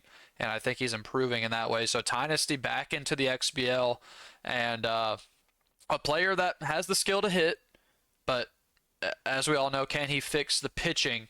That's the main thing for Dynasty as he returns here for his 4th XBL season. Skull, a player from the AAA who played Dynasty to 7 games in the AAA, and both were extreme hitters, and that's what they're known for. They're both extreme hitters. But Skull is a little bit better than Dynasty in terms of locating on the mound. I think he's a little bit more well-rounded and somebody that has previous XBL experience. It's not his first time. He's been here before, and he's actually won a Rookie of the Year before. And he didn't have that terrible of a record before as well, with an average similar to Dynasty. So I think Skull is somebody that, he's the type of player you're looking at squeaking into the playoffs. Might have a tough time versus those top echelon pitchers. Those Von Asen level pitchers might be real stingy, but players that aren't as great at pitching could have a real problem with Skull. On 93, I've scrimmed him, and he can definitely still get to the fastball, and he can milk a curveball as well on you. So I think Lecheros are a little bit of a dark horse in terms of a player that could possibly jump into the top 12. And then we got Dark Raider coming back after he took a season off. So great to see Dark Raider back. I mean, somebody that has such a niche style of play. People look at Burning Ice as a low-scoring guy, pitch first, grind him out, 2-1 victory type of person. Dark Raider is even more so that. He's going to get 1 or 2 runs, and then he's going to bring in his top relievers, and you're going to have a real problem for the rest of the game trying to get past those relievers. And he knows once he scores a run or 2, he can win the game because his pitching is that good, as well as probably the best outfielding defensive player in the XBL, which is weird to be that specific. But, I mean, I've just seen more Raider plays in the outfield, diving, excellent grabs, and things like that than any other player in my time here. And I think if you're an insane pitcher paired with excellent defense, that's going to get you enough wins to cause some noise in the XBL. People that have been here know who Raider the GOAT is, and people who haven't been here are going to learn real quick that Raider is not somebody to be messed with, somebody that can easily find himself into the playoffs and cause some fits for some top players. Yeah, it's an interesting group here, an interesting trio. We have Dynasty, who's bad, still can bang here at the XBL level. It's just the pitching gets punished that much more, and that's really been his Achilles heel. You see nearly a 2 whip. I mean, that's just not going to cut it, and he really needs to find a way to improve that side of his game. That being said, sounds like maybe his defense has picked up a little bit, and if the bat can improve more somehow, then I mean, he's definitely going to be stealing some series from people. He's one of those guys you do have to lock in because you don't want his offense to really kind of blow up early in the game and put you in a tough spot. So that'll be a season of, I don't know if we'd really say revenge, just like a resurgence here for the Tyrannics, looking to find some success. After all the AAA success, they now need to find it here in the XBL. So this could be the season where it starts. As we move over to Skull, returning, a couple seasons, like last season, I think he returned from a little bit of a time away. I don't remember how many seasons he may have missed, but it's not really that important. We know what he did last season in the AAA. He found quite a lot of success, just came up a little bit short on his path to the World Series. And he has a bat very similar to Dynasty, and I think his pitching is better than Dynasty's, so fairly ranked 1 spot higher here. And as Dwayne mentioned, Skull has played in the XBL playoffs all the way back in season 13. So yes, it was on SMB3, but he did do that. He has that notch on his belt it's experience, and that does matter here at the XBL level. So he's another team that you really can't take anyone lightly at this point, but he's especially someone that you got to keep a close eye on. And speaking of, we have Dark Raider, the GOAT, returning, coming all the way back. He took some time off, but he's made his return here, and he is, as Uni mentioned, he's known for his pitching. It's a very torturous process. It is not an enjoyable game, similar to the Gex and Burning Ice. He's just somebody who knows how to curve and carve up the strike zone. It's a tough, grinding battle. Every series we've ever played has been it's always been a close game, and so he's able to squeak out some wins against people you wouldn't think he'd get a win on, and his offense can be inconsistent at times, so he might give up some sweeps that you wouldn't expect, and so he's a bit of a wild card. Maybe a little harsh to rank him at 16, but that's probably just due to the time away from the game, so I would not be surprised to see the Harfang rise in the ranks here, especially if they get a hot start to their season. Yeah, we've seen Raider get a hot start. Just the last time he played, he had a really hot start to his season, tailed off towards the back end. But weird group here in terms of two guys that are practically all hit, no pitch, and then we got one guy that's all pitch, no hit. So interesting group here from 16 to 18. Into 13, 14, 15 here, I mean, really it's three kind of unknowns, all in their second XBL season, but such little to go off of, especially with Pelmav and Jam. I mean, we've got Pelmav here, who was great for, I mean, a lot of people know, a lot of us XBL guys played some rematch. Pelmav is huge in that community over there as a caster, just like we're doing right now on that game. He's played in the XBL before, and if you look at his stats, I took a peek at him when I was doing my rankings. A very good pitcher based off the stats that I saw. I'm not sure how good the hitters were that season, but it was an SMB4 season, so it had to be relatively similar. So I think Pelmav is one of those players that's he's going to be tough because his pitching is so strong, but can he hit? I mean, the hitting is so much more difficult in this game than pitching for most players. So it's going to be interesting to see how Pelmav does there at rank 15. I mean, you can see he's got some respect. He's almost on that playoff line. And then we got Fizzy, who we can all admit had by far the worst roster in the XBL last season. In the AA and AAA, sometimes you can get away with a weak roster. But in the XBL, you really get exposed if you've got a roster deficiency. And Fizzy very much had a roster deficiency. I don't even think this guy knew that we had no DH when he made his team. So Fizzy, somebody that just off the roster alone, assuming it's improved, I think is going to be a higher than 14th rank in this XBL field that's a little bit lighter than usual. He had the skill 100% to be a playoff contender. So I think, you know, a playoff contender versus what he did last season, the only difference he really needs is an improved roster, which I think he probably will have. Then Jam, I hardly know anything about. You could see in the AAA he won the championship. He got along Ballo, and he also has an over 500 record in the XBL in the season that he played. Jam, another player that I think, looking at his stats, if I remember correctly, he was an excellent pitcher as well. So both of these, or all three of the XBL returnees, excellent pitchers, which I think pitching bodes well for you more than hitting overall, just because it keeps you in most games. And so Jam is going to be one of those players that I expect to have a lot of close wins or a lot of close losses, and so that can change a lot of things. I'm interested to see how he can hit. Him and Pelmav seem very similar when you look at their stats in the XBL. So, like I said, three kind of unknowns, but we have a little bit to go off of. You might know more than me, Zlat. You might have played these guys before. Yeah, I can offer some more insight for sure, because Pelmav, I remember, season 15 was his rookie season. That was also the first season the XBL played on SMB4, and there was a ton of people in that season. I don't have very fond memories of that season because I had a terrible roster and not a great time in most of my series. But Pelmav, he had to grind as well. I think he just barely squeaked into the playoffs, but there was, like I said, a lot of tough veteran crew playing that season. He also put up a respectable 308 batting average. So for your first season, especially at the XBL level, I think that's actually a bit impressive and shouldn't go unnoticed. As well as keeping that whip to 1.25. It's not like eye-raising. It's good for sure. But there's going to be room for him to hope to, keep those metrics the same. That should put a solid season in at minimum.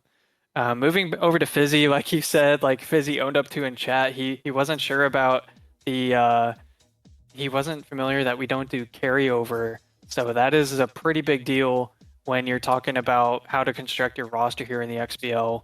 And he still put up some good games, some good results. I believe he got some wins against Mama Junjun, if I recall correctly.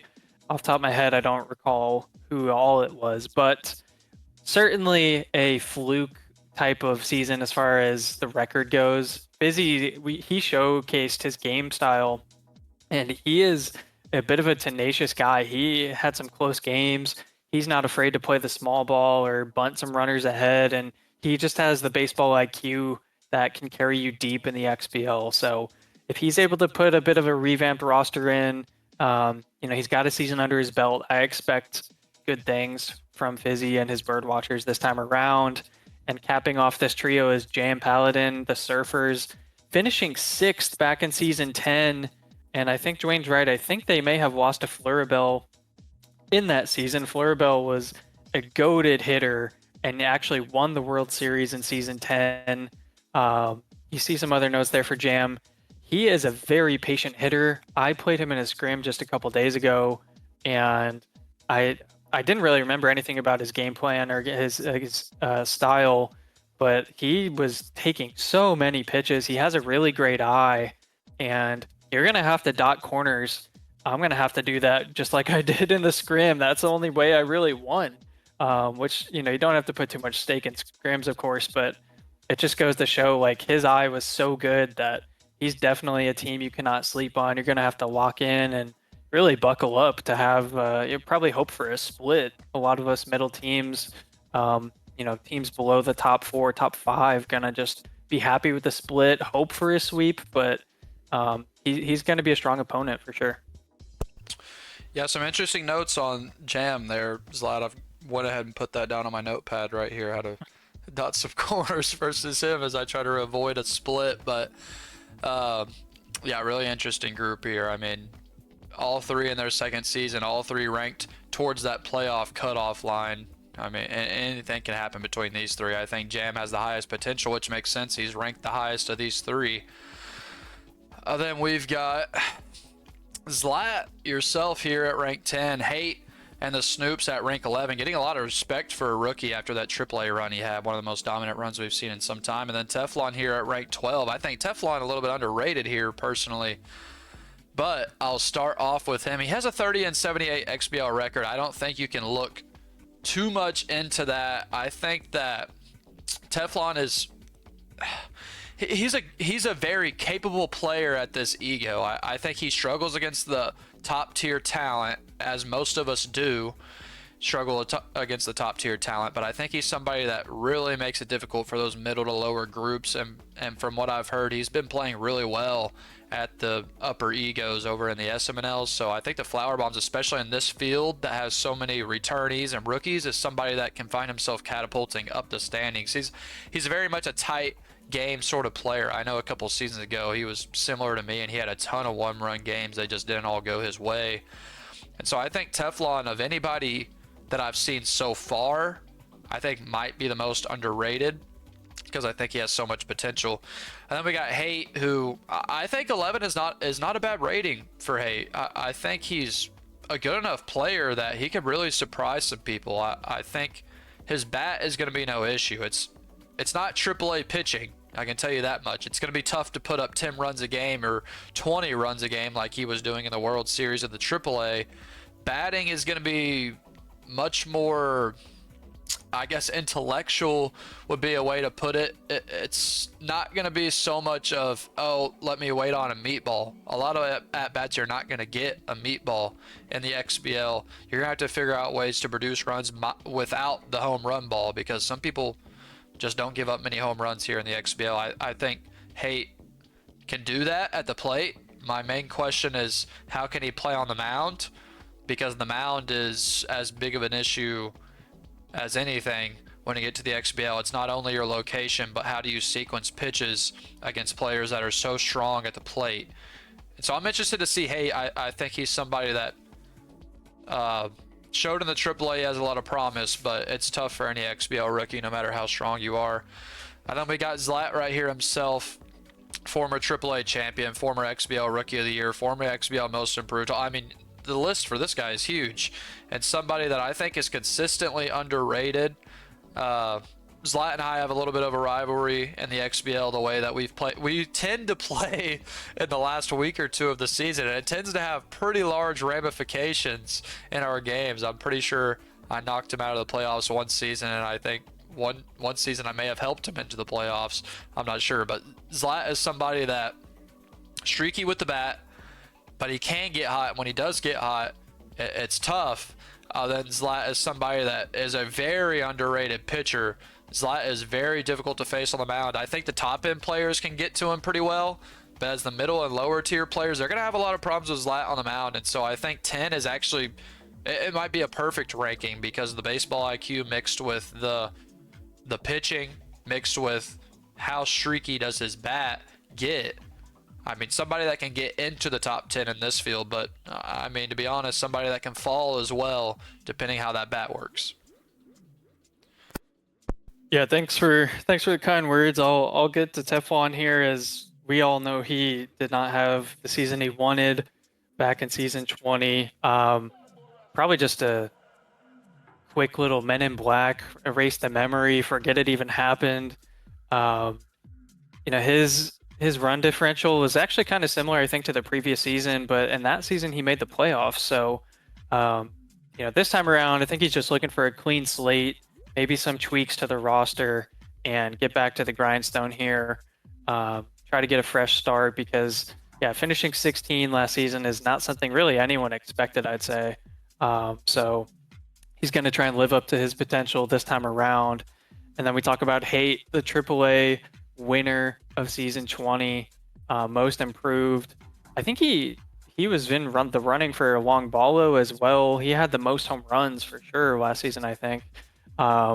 Just a dangerous player. I haven't really watched a whole lot outside of that World Series pair of games, and a bit of a wild card for me. It's going to be interesting, as you alluded to, Uni, that he's going to have to deal now with XBL level talent, and there's just things you can't get away with up at this level that you could down in the AAA. So going to have to really kind of see what he's made of here.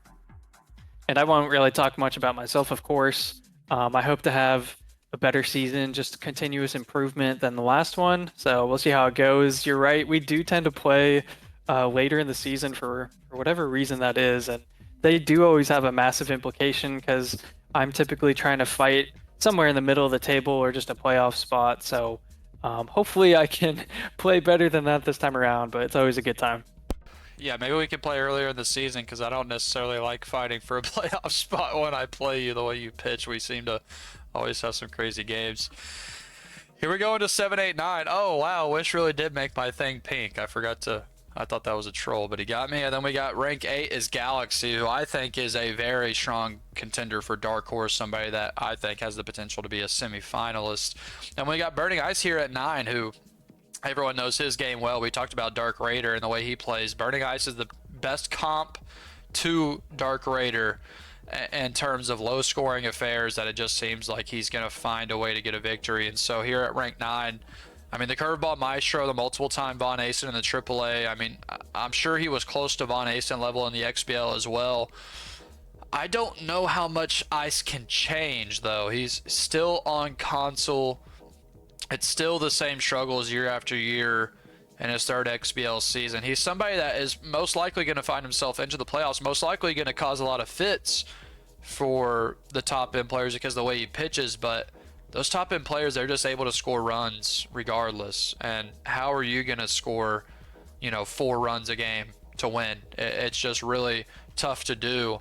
And so I'm interested to see, the only improvement Ice can make is, can he score more? His pitching is fine. It's always fine. Can he score more?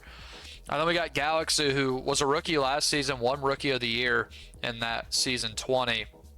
And I mean, Galaxy is somebody that has the potential to be a really strong player. I think he's someone that grinds the game. He's someone that is intellectual in terms of roster building, in terms of play style, can get a little impatient at the plate, and can get a little impatient on the mound as well in terms of just too many strikes.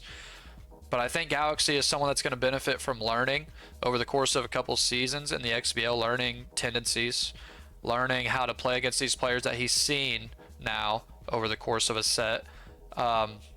I think those things are going to bode well for Galaxy. I think 8 is a good ranking. I think 8 is about where he's going to finish in this field. I don't think any lower than 10, and I think he can finish as high as 5. Then we got myself here. Obviously the runner-up last year. Obviously no passion, as it states. Typically underrated, I would think, based off my records, but I'm okay with that. I think it's very much justified because I don't win many games outside of the XBL, but regardless, yeah, I've completed my goals season after season in the XBL. The only goal I have left at this point is win the championship. So if I don't complete that, I'll call it a bad season, and if I do, I'll be happy. So that's pretty much all I sit at. Yeah, I'll try to speed it up as well. I know there's some chat about that, but to give everyone their due time, I want to talk about Burning Ice and the just pure annoying game style he has. It's not really fair to call it annoying, but everyone refers to it that way, so we'll stick with it. He's someone who's gonna just like squeeze blood from a stone. Like, I don't know how he wins some of the games he does, but he's able to just, I don't know. He has this magic element, this clutch factor as well. He really causes opponents to think almost too much, and then they just can't hit the curveball, they can't hit the off speed. So the success that Gex and Burning Ice has had in the XBL is actually just super cool to see. Hope that it continues for him here this season, and I'm interested to see if he's made any changes or if he's going to run it back with the same roster. Galaxy, one thing that probably won't be known much about him is I'm pretty sure he swept Flash before Flash had to drop out, and that was a big head turner for him and his stock, because the bat is real for Galaxy. The pitching, I don't really remember being impressed by it, but I do just remember how tenacious he is at the dish, and if he can improve a little bit, like we've talked about it probably with everybody else, but Galaxy seems to have true, like you said, top 8, top 5 capabilities, and I would not be surprised to see him finish the season there. And like you said, Uni, you did a good job recapping for yourself. I suppose I'd just say you were half a step closer to that goal of winning it all. Just ran into the buzzsaw of Wishbone, and still won't forgive you for how game 1 ended, but hey, you got a chance to redeem yourself here in season 21. Yeah, redemption is, of course, what I want. I mean, people forget, not only did I get swept, MJ got swept as well. Wishbone, hang on, Lucas. Wishbone is just, I mean, he's different. He's tough to beat. And I think we're going to see that as we get further in the rankings. Wishbone hasn't been listed yet because Wishbone is something different. But here we get into the top 6 here with them. Bennings here at number 6. The Dog Pound. Number 5, Mama June himself, the young prodigy. And then we got Ox, who honestly is ranked too low in my opinion, but someone that finds himself as a staple in the semifinals at this point the last few seasons. But in Bennings and the Dog Pound, somebody that, I mean, he's a pitch first sort of player, going to be really, really tough. I think the top, 6, 7, 8 of the XBL is where it really gets difficult, where you really are it's going to be hard to come by a split, let alone a sweep. And Bennings is the first of that group. Somebody that has won multiple cups. Somebody that not only is he a pitch first player, he can hit just fine. People underrate his hitting. He's fine at hitting. He had a bad season last season in terms of his standards. He's not going to finish under 500 again, I don't think, at 16-20 last season. And he's somebody that I think has played Wishbone 2 seasons in a row and went to the final game of a playoff series. Somebody that can play probably the best middle tier player against the top tier players, if that makes sense. He always pushes those top tier players to the brink. and he's just a couple runs away from winning those. Mama June, who I think got hurt by his hardware situation last season. I can personally attest to when I played him in the playoffs, he wasn't the normal Mama June that you see. He's a top-tier hitter. He's a top-tier pitcher. I mean, he's a Von Asen level pitcher paired with a long ball level bat when he's on his peak. And so I think Mama June is somebody that, like anybody in the top 5, their only goal should be to win the championship, and that's where he finds himself. And then Ox, I mean, continually improves. Once again, showed improvement last season, pushing Wishbone to what was really the XBL World Series last year. The 2 best players were Wishbone and Ox, and they went to the final game in the semifinals. I think he's, just slight improvement, if not slight mental awareness in terms of not getting frazzled when he's playing a long series. That's all that stands between him and a World Series. And so I think the holograms at rank 4 is actually too low, in my opinion. Somebody that can easily win this thing. Yeah, it's a very tough trio here. M. Bennings, absolute dog, as his name suggests. I mean, he's never gonna give up on anybody, and he will always play close games. He'll always beat some top opponents here and there. He's primed to have the best season in his career, really. I mean, he's been in the game long enough to kind of figure everybody out. Maybe not lazy, I suppose, but he's more than capable of pulling off a split against any team in the league at this point. And he's a multi-time Cup champion. This is his 7th season. He's won, the AAA Von Asen as it lists there. I mean, this guy's legit. He's tough as nails, and I will not look forward to playing him whenever that time comes here in season 21. Mama June, like you said, a Von Asen quality pitcher with a long ball of bat. It doesn't really get any better than that. It's just the consistency at which he's able to pull it off. And word on the street is the Civilization roster is juiced up. So we'll have to see what those actual numbers come out to be tomorrow on the roster reveal. But I have some high aspirations for the Civ, and I think they're going to be a major threat to the remaining teams that we'll talk about, as we'll cap it off here with Ox and his Hollows. An insane series, a tip of the hat to him and Wish for how that went. I believe, I was trying to pull it up in time. I want to say, wasn't it like a reverse sweep scenario? Wasn't Ox down? It was. Or is it at least like 3-1 or something crazy? But yeah, that was just an insane, dramatic series. And he's really gonna have revenge set on this season, because he probably wishes it would have been, well, of course he wishes it would have been him to face you in the World Series. But he's gonna have to grind again. He's gonna have to claw all the way back to the World Series final, and it's gonna be tougher this time around. I think we got Lazy, Mush is up there. We still have Wish, the 2-time. I mean, it's capable, it's possible, but it's just not gonna be easy. Yeah, no freebies when you get into the semifinals of the XBL. Ox is well aware that after a couple of semifinal exits. I mean, when you get into that top 5, top 4 range of the XBL, it's, thin ice in terms of difference between players and skill set between players. And Ox is right there with them. And now we get into the top 3. Where is Lazy going to be? Where is Wishbone going to be? Where is Mush going to be? Let's see. We've got Lazy taking the throne yet again at rank number 1. A little bit surprising to me after what Wishbone did to him last season, dismantling him on Match of the Week. And then Mush there at the 3, who got upset in the season 20 playoffs. I mean, he's looking to right that wrong. And I think somebody that a lot of people are expecting to do so. So Mush, I mean, a Von Asen level pitcher. He's got a no-hitter under his belt in the XBL, and somebody that is an underrated hitter.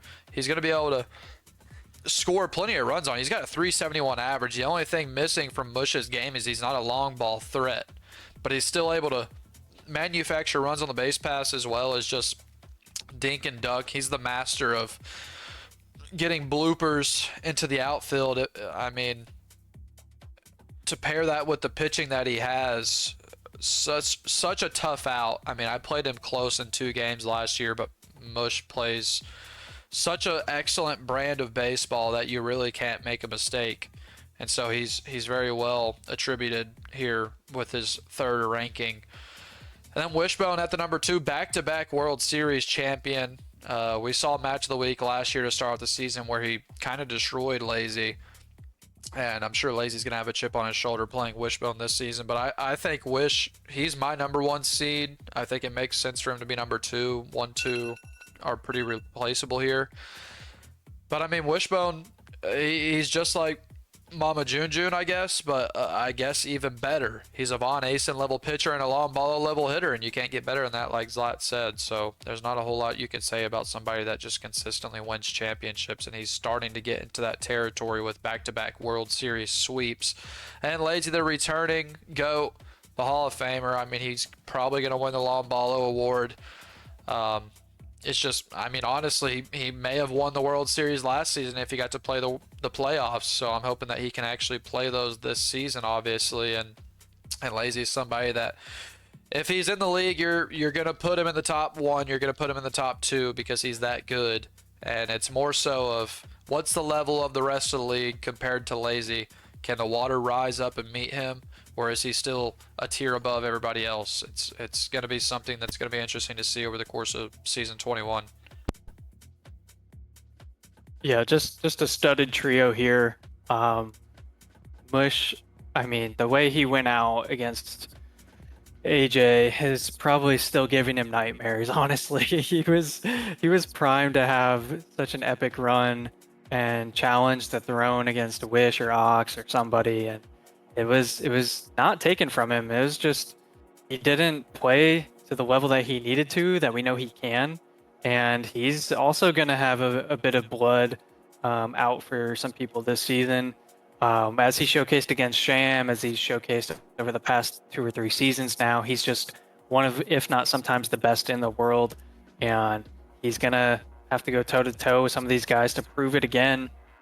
As we see Wishbone coming off of his 2nd consecutive XBL championship, of course against Uni, and it was a wild ride. We talked just moments ago about how we played all the way up to Game 7 against Ox. It's going to be quite a ride again here in Season 21 for the Astronauts. They have bundles of hardware now, and they're just going to look to go for the 3-time.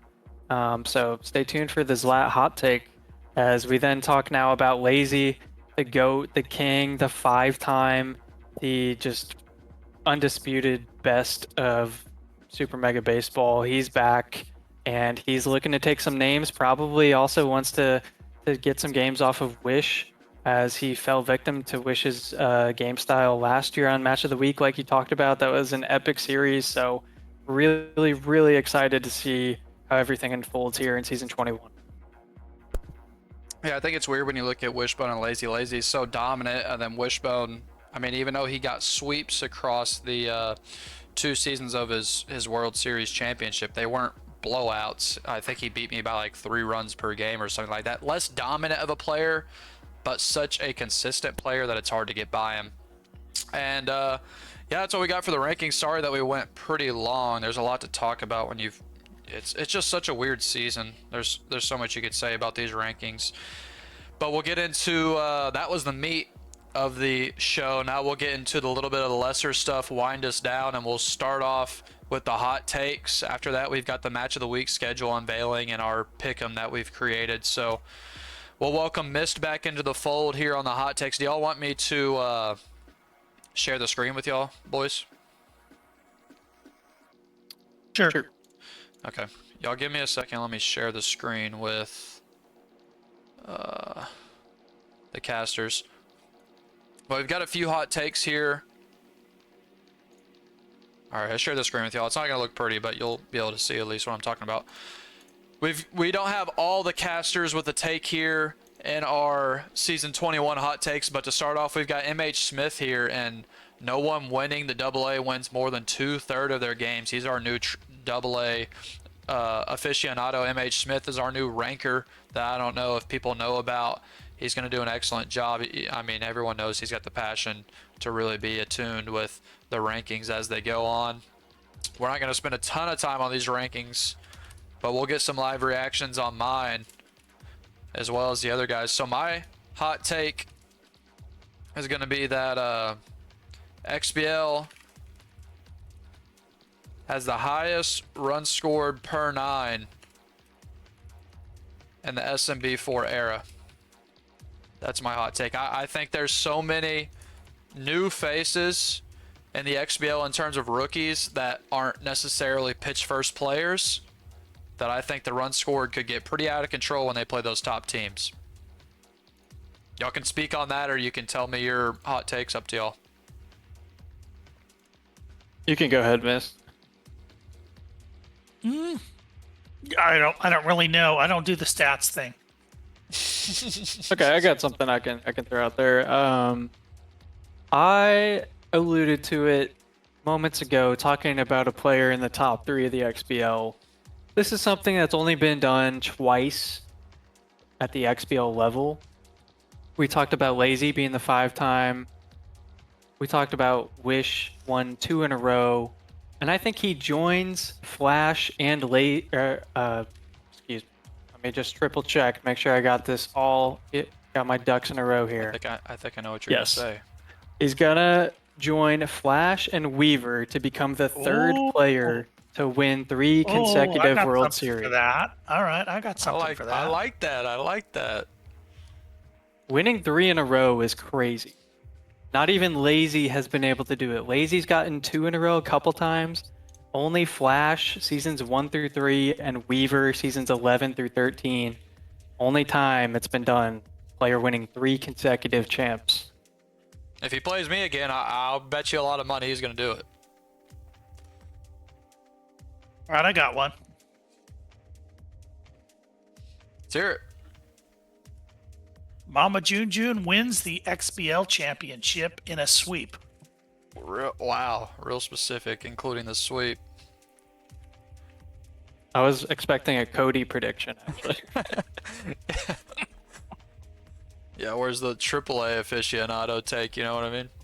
We are missing quite a few casters' takes here as people they're kind of busy right now. But those are our hot takes right there that we've got on the cast. MH Smith with the AA take. We've got 3 XBL takes, and maybe we'll add in the other casters' hot takes throughout the course of the season. But we've got a couple of XBL championship picks, which are going to be fun to look at and look back on when we get into those playoffs and see how close they can be. And then AA's got that lone standing 2 out of 3 games. That's a pretty hot take right there, because there's usually somebody in the AA that seems under-egoed, but interested to see how that one goes. But that's all we've got for the hot takes. Just a quick little segment we wanted to throw in there. Then we'll get into the XBL, the new edition of what we're going to do with the, instead of World Series predictions, we're going to do Match of the Week pick'ems. So let's first unveil our Match of the Week schedule, and there we go. We'll let Zlat and Miss talk about if anything stands out to them. We're starting off with Hate versus Galaxy in the XBL. We'll get that posted in the show announcements, as well as Kawashi versus Prestone, and then the AA Malik Dragonborn versus MH Smith. A really good week 1, but as you can see, we've got the schedule lined out for the whole season. Anything stand out to y'all?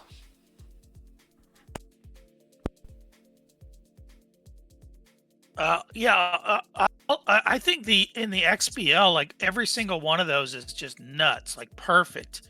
It starts off with Hate against Galaxy.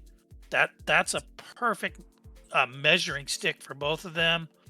Mush versus Lazy is a potential World Series preview. Ice and Dynasty pitching versus Bat. We're not sure who's going to come out there. And then Sham, who's kind of the deer in the headlights rookie, getting a fair chance against a player that did have a little bit of adversity last season. So Teflon, while certainly would be the favorite there, that's a good match of the week for Sham. Obviously, Oxbox and Bennings is fire. Jam Paladin versus Pelmav. Those are 2 unknowns. I think at the moment, Jam is expected to be the better player, but we'll see about that. Fizzy's Lat is an excellent matchup. And then you go down to the AAA. You got a couple of rookies coming in there at the bottom. You got Spliffy versus Coin, which is a World Series preview potentially. and then there's just a ton of great matchups. So whoever put this together, really good job. Yeah, I mean, there's so many good ones. I could probably talk for too long at this point about some of these pairings. But yeah, just a lot of great matchups. We get Mush Lazy Week 2. That's a banger. Great job to Wish and everyone else that worked to get these pairings together. Just going to be a lot of fun casts here every week, honestly. Yeah, we could go ahead and tack on 30 minutes to this broadcast if we wanted to really talk about how great all these matchups are. I mean, a couple of things stand out to me, especially Week 3, Burning Ice versus Dynasty. Huge hitter versus huge pitcher is going to be very interesting. Then you look in the AAA, it's kind of the same thing in Week 2, Spliffstar versus Elron. It's the Von Asen favorite versus the XBL. Versus the Long Ballo favorite there in Week 2. I mean, League Office does such an amazing job of putting these together. Whether you know XBL lore or not, there's a little bit of something for you as the season goes on, regardless. There's some classic matchups like Dwayne versus Phillies, like Jam versus Pell, some things like that. And then there's some rookie matchups or newbie, I guess, matchups like Legit Fire versus Todd, things like that. It's a lot of good stuff here on this. Then obviously AA gets squeezed in where they can. We've got quite a few standbys there in the AA, so that's going to be interesting. And I know League Office does such an excellent job of putting these together because we always see more splits than anything in these match of the week matches. And that's going to bring me into what we're introducing here as we're going to run it through the course of this season and try to get a little bit more hype going on these match of the weeks. Not only have it as a match of the week, but have a little bit of juice behind it. And the casters have jumped in on this. It's been a lot of fun setting this up. We're going to have a match of the week, casters pick 'em, and so it's going to be, if you know an NFL pick 'em, we're going to pick games every week and try to figure out if there's going to be a sweep or a split or, if we pick wrong, we get no points. But, I mean, the first rule is we're going to pick games weekly. We're not going to pick them all at the beginning because players can, change their skill level so much over the course of a season. We're going to pick sweeps, Hate versus Galaxy in the first week. If you pick Hate to sweep and he gets it, you get 2 points. But if he doesn't sweep, you get no points because you picked wrong. Then you get 1 point for a correct split because a split is easier to predict with the way that League Office sets these up. There's so many splits. Then 0 points for an incorrect pick, obviously. Then first place is going to have a reward. I mean, we're taking ideas in general chat and DMs if you've got them. For first place reward, this is just casters only, and we're going to post these standings weekly with the match of the week predictions to keep y'all in tune with it. Then last place is going to have to do a little bit of a punishment on the playoff preview show. And so so far we only have a couple ideas. Once again, we're looking for more ideas if y'all have them. So far it's either the first option is this was courtesy of Zlat and Sham. If you eat a super spicy pepper, then you have to do a broadcast after. So you're not going to be able to talk very well. You're going to be coughing a lot. And that's going to be a punishment for sure. If you get last place and you've got to eat a ghost pepper and then go ahead and cast you a power rankings show, it's going to be pretty interesting. And then the other cast idea is sing the national anthem instead of our cue music like we had before going into the cast. We'll have Mystery Man, singing the national anthem as the warm-up for our broadcast. And so we've got a couple ideas so far. I might do that on my own. That's what I'm saying. That one's a little bit too light. Almost rather you eat a ghost pepper and not be able to speak for an hour. It'd be really tough. That might be his reward, to be honest. Yeah, he actually wants this moment, but I might sing it in Russian. One thing we talked about, Uni, was I think it was chatted somewhere about someone having to do their own urban style intro to a match of the week, right? You're right, and that was another idea, is that you have to do an urban style match of the week and do the intro. No one's going to be able to live up to Urban's hype, but it would be funny to hear somebody try to attempt to do it. And so we're taking, some ideas for first place and last place rewards, but I think this will add a lot of fun to the match of the weeks, a little bit of juice behind the scenes and some caster involvement as well. I think it's going to be a lot of fun. And it's going to kind of turn out like this. So we've got the weekly scores. So you can't lose any points for picking wrong. But like I said, you get 1 point for picking a sweep correctly. We would put that there in your tally. You get 2 points for picking, or I'm sorry, 1 point for a split correctly, 2 points for a sweep. And so we'd add that to your tally. You add it up over the course of the season, and maybe we'll do something interesting like double points for the final week or something like that. So yeah, I'm really excited to do the match of the week pick'ems. I think it's going to be a lot more fun than those World Series predictions. Shout out to Silly Power Ranger who put these graphics together for us. It looks really clean, and we're going to update this and include it on the roundup so y'all can keep track of it. So I think that's going to be a lot of fun going through the course of the season. But that's pretty much all we have for the preview show. I will get everybody pulled back up for our roundup finale, or our preview finale, I must say. We've got Zlat here first with us. It was a fun show. I mean, we went a little long, but what a weird season we have here in the AAA and the XBL particularly, I think. And regardless of going long or not, I had a lot of fun. Yeah, shout out Uni for producing and putting all this, together behind the scenes today. I mean, there's a lot of effort that goes into it, so he definitely deserves round of applause, kudos, whatever you want to throw out there in chat. But we appreciate him putting everything together. It's he made it look smooth. I mean, he did a great job. I don't know what Dwayne. I'm sure Dwayne would give him a thumbs up for sure. So yeah, just great job tonight, Uni. Thank you. All right, Miss, what you got, buddy?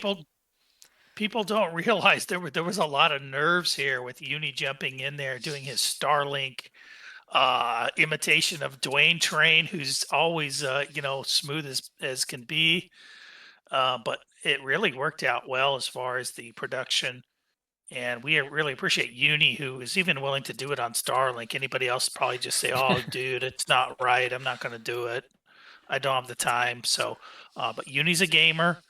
And all you folks in chat, it's just been super crowded over there in chat. I'm literally talking to chat as much as I'm paying attention to what's going on here. My only disappointment was I thought we were going to pick the winners of the first match of the week, or maybe at least the first one live, and I didn't get to do that. So I'm disappointed. But I pick them right now. I probably would have wussed. Pick them right now. I probably would have wussed down and picked a split because I can't side against the Snoops. I have to at least say a split, even though I love Galaxy. So I'll say a split, but it's only because I love the Snoops. If it was later in the season, I would legitimately pick a split. But early in the season, Hate's got some learning to do. So I think it is going to be a challenge for him to even come out with a split there against Gal. Yeah, we will, like Miss said, he didn't get to pick his predictions this week. We will include that on the future roundups. It was kind of a last-minute thing on these Match of the Week pick'ems. We didn't have the graphic ready. We will post the graphic so that y'all can see who all the casters picked ahead of time, so there's no cheating and things like that, and we'll make sure that we actually give the punishment dealt out to who deserves it. I mean, I want to hear Miss sing that national anthem in Russian, so it's going to be a lot of fun. And so thanks to everybody who hung in here for the broadcast. I know it was a long one, but I mean, the hype is high for season 21. Player count's a little bit lower, but I think the people we have are plenty passionate to have a great time here in season 21. I'm excited for the Match of the Week opening days tomorrow. We will post that in the show announcements. I'll probably post here before I go to sleep. We've got XBL, AAA, and AA all starting up tomorrow. And so I know y'all are going to be chomping at the bit to get playing games. You've got one more night to test your roster out in scrims, but we will have those 3 sets played tomorrow. Then we will start season 21, and just like that, we will be on the way into another season, and what's really a historic number at this point. We just keep piling up into the 20s now at this point. It's going to be a lot of fun. And shout out to Zlat and Miss for being with me here. Shout out to Dwayne for helping me with setting up the broadcast, and shout out to Miss, I'm sorry, Wishbone, who put all the graphics together and things like that, as well as Silly. So plenty of stuff going on behind the streams, plenty of shout outs to give. But yeah, thanks to everybody, and I'll see y'all tomorrow on Match of the Week. I'm sure Zlat and Mist will be there as well as the return of Dwayne the GOAT, and we will have a lot of fun tomorrow on Match of the Week. We will see y'all then, and we'll get season 21 kicked off. Peace.